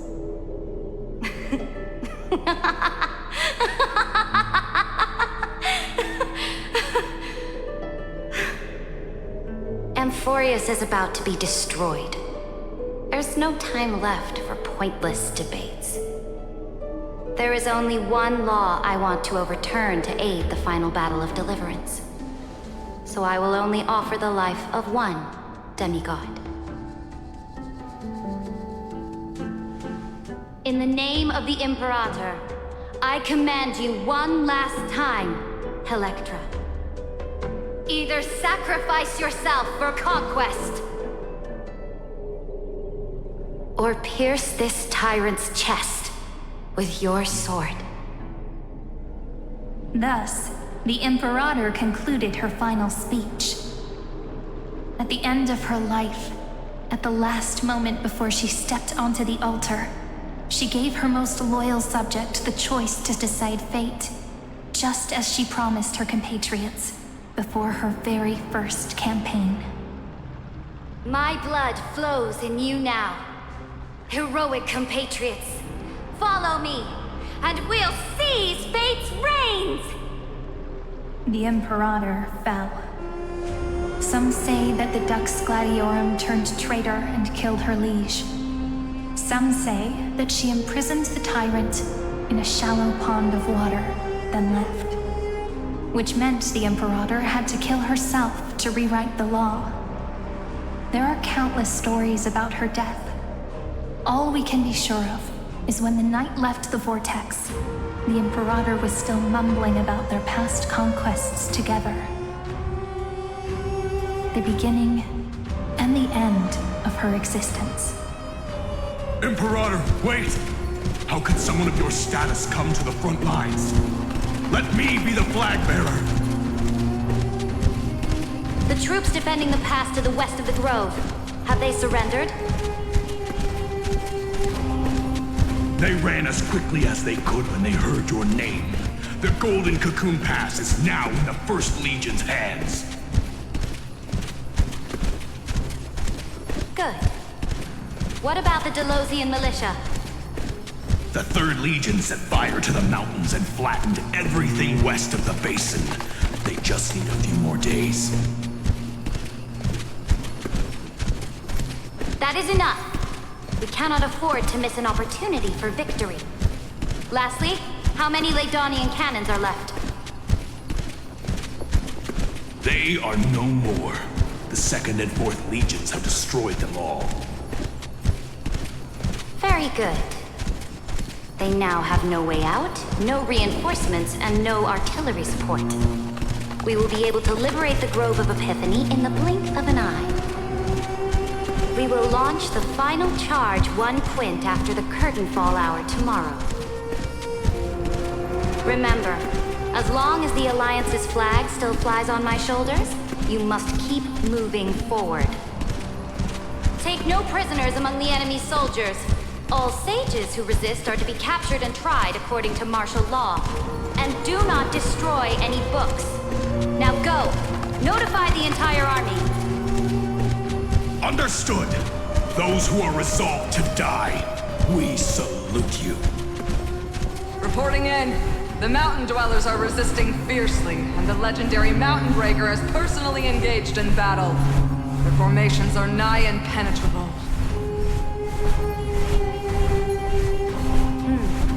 Then cease our frontal assault. Send scouts to all legions and tell them to retreat into the Tritos Plains before the parting hour. Well, are you planning to surrender? It's a strategic change of plans. The seismic walking dragon is enough for that battlefield. Walking dragon? You mean that stupid beast, Terravox? What can they even do?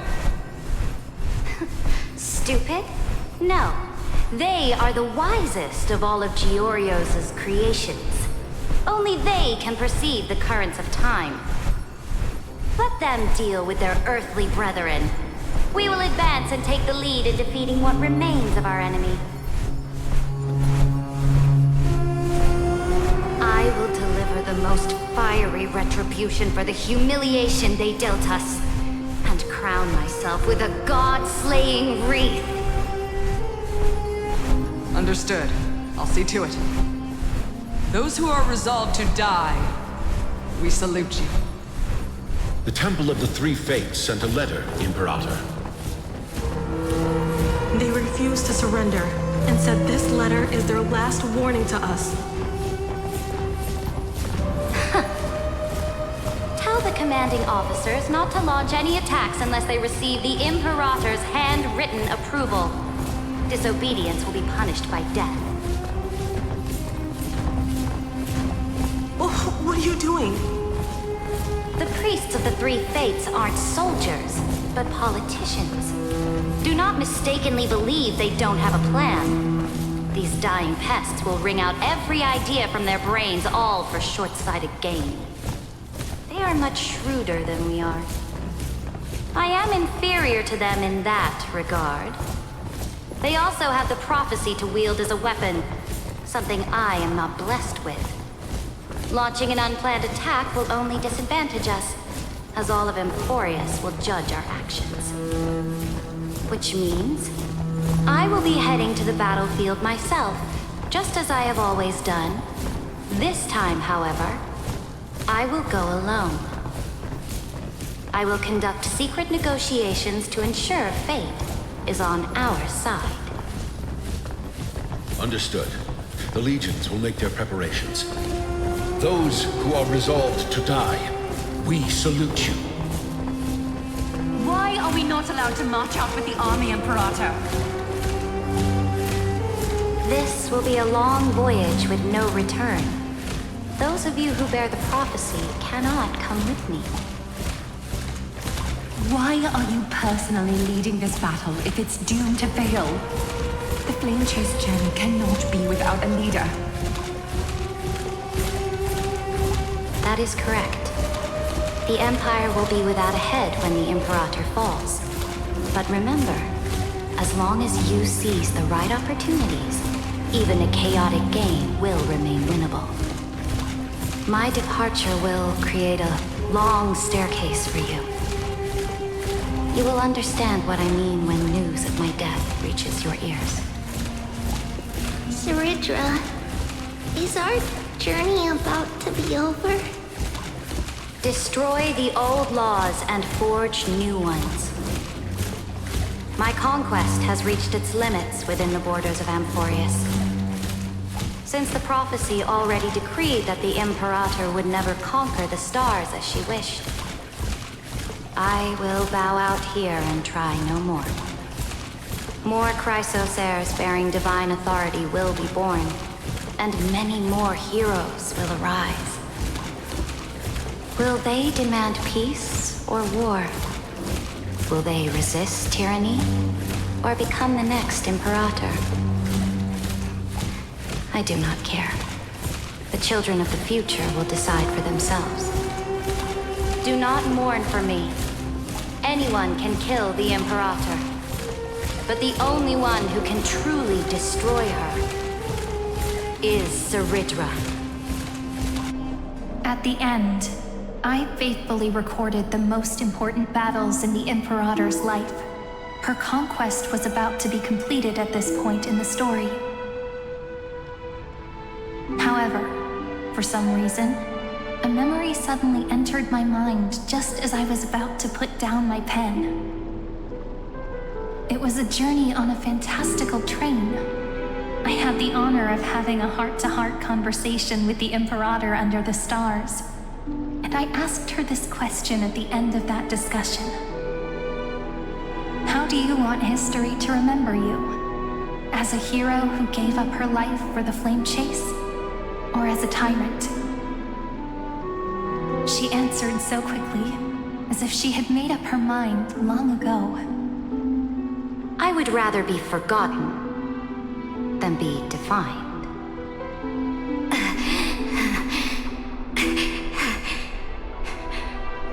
Because the law can be neither eternal nor unchallenged. And only humanity can pen laws into history's pages. Now, I have shattered the greatest law of Amphorius. The game is nearing its end. Dux Gladiorum. Even though you killed the Imperator in the previous 30 million cycles, this time you finally found your own law. Then High Sealants, Electra.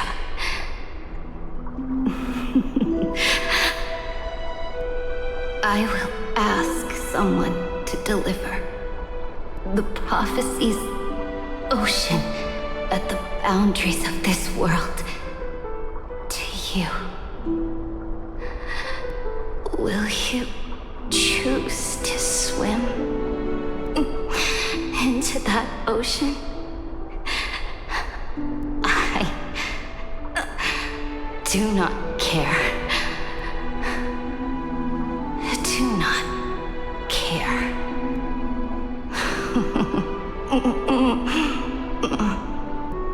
The Imperator muttered about her conquests, and news of her death spread in the city. Freedom! Liberty! The tyrant is dead! Go! Shout this news in the streets! My people! My fellow elders! Do not panic. Stand your ground. That usurper has paid for her ambition with her life. People once cheered for my ascension. And now they cheer for my fall. No matter. I am fond of applause.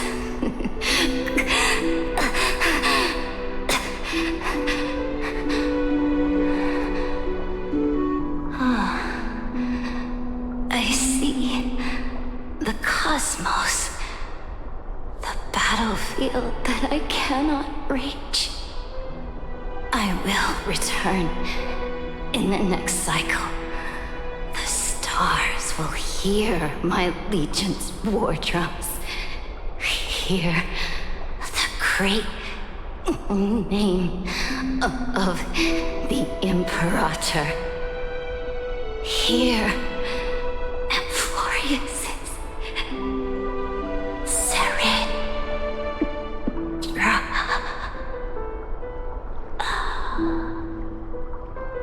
To this day, we do not know which rule the Imperator overwrote at the cost of her life. Perhaps the truth will only be revealed at the moment of checkmate, just like every chess game she ever played. We only know her death inflamed Akama. On one side of the city, those who defended liberty toppled her statues to the ground. On the other side, her supporters put themselves between the masses and her monuments, declaring loudly that the Sovereign is still among the people. It is said that golden blood congealed into the same letters everywhere they fought. It was the name borne by Akama's first and final Sovereign, the Imperator Ceridra. But the one who bore that name did not see any of this. Her gaze was cast far away, and the sound of tides in her ears drowned out the people's cries. What was the Imperator thinking about in that prophesized ocean at the boundaries of this world? In that shallow puddle of stagnant water? Was she reminiscing about her past conquests? Or repenting for the millions killed for the plane chase? It was neither. The Imperator only saw how the surface of the water gleamed like that crude chessboard. Dissected by light and shadow, in the afternoon when her teacher played against her for the first time. Look at this chessboard. What do the pieces look like? They are strangely beautiful. They look like the stars in the night sky ablaze.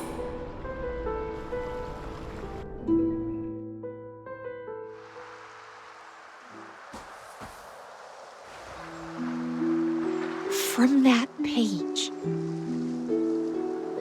emerged an ocean. So vast, so pure. Not a single trace of corruption. Is this Ceredra? Electra, my subject. Ever since you walked out of the tainted ocean and pledged yourself to me, I have seen the abyss in your eyes and the emptiness in your heart. That was why I promised you a new ocean, where the Imperator's ambitions would serve as the currents, and loyalty would be its light. Electra, my subject. You have done your duty as my blade. The prophecy has now made its final decree on the road I intend to walk. My conquest is doomed to never reach the stars. But the Imperator never makes empty promises. So take this memory, this ocean, beyond the sky, as witnessed by the Deliverer. This is the final gift that the Imperator can leave for her subject.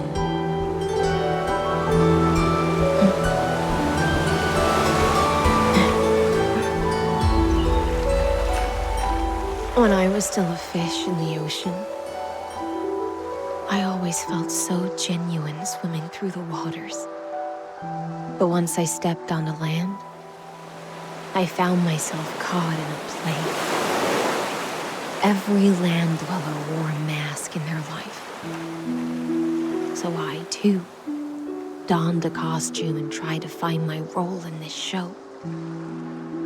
I became your blade in war and the violin strings at banquets. Do you still not get it? I do not long for the oceanic depths of my homeland.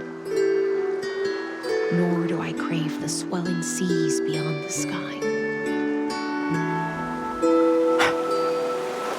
Perhaps even I don't know what I want. I still don't know where I should swim to even at the end. But I know one thing right now.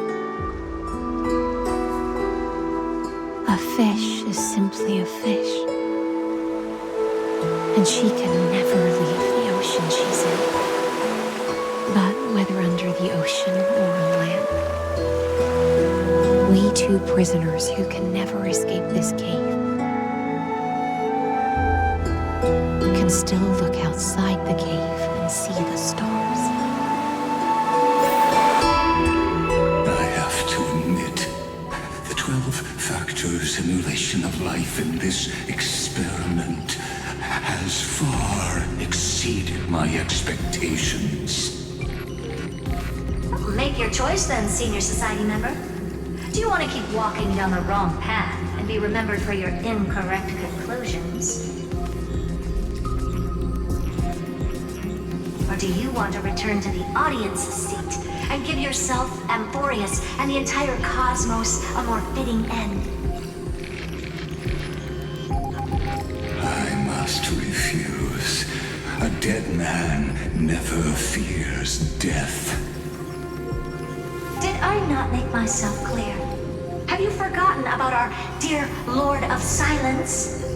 You wouldn't want her to consider your 8 other clones as cancers within the erudition and chop them all up, would you?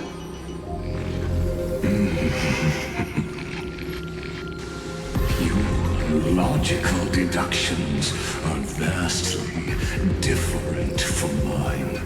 Therefore, allow me to provide one more academic recommendation. Listen, my peers. Why don't you look beyond this world? Just as the Chrysos heirs did. Re-evaluate your calculations and take into account all enemies in the upcoming war among the eons.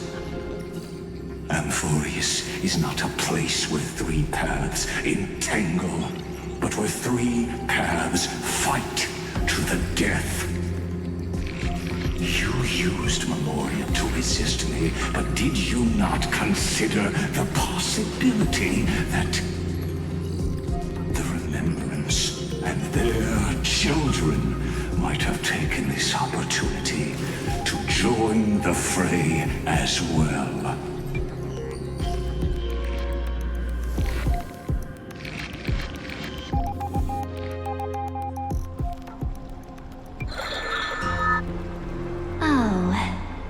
So this isn't just silence.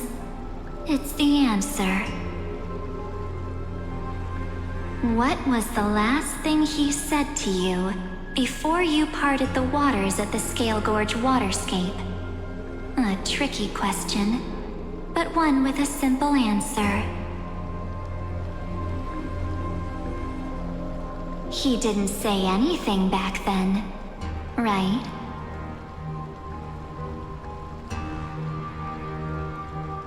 That's correct. And now I'm sure. You are not March 7th. There's no way she would remember that detail.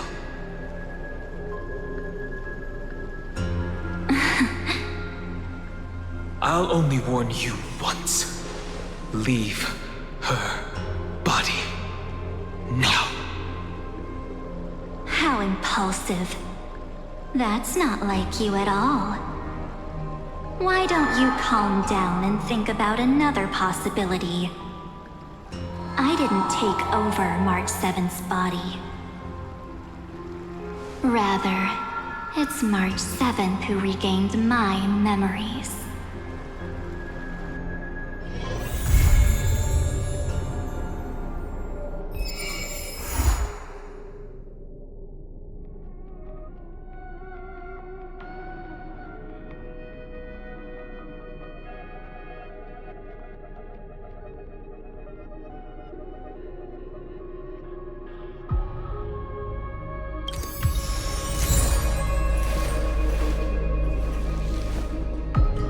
My childhood musings, huh?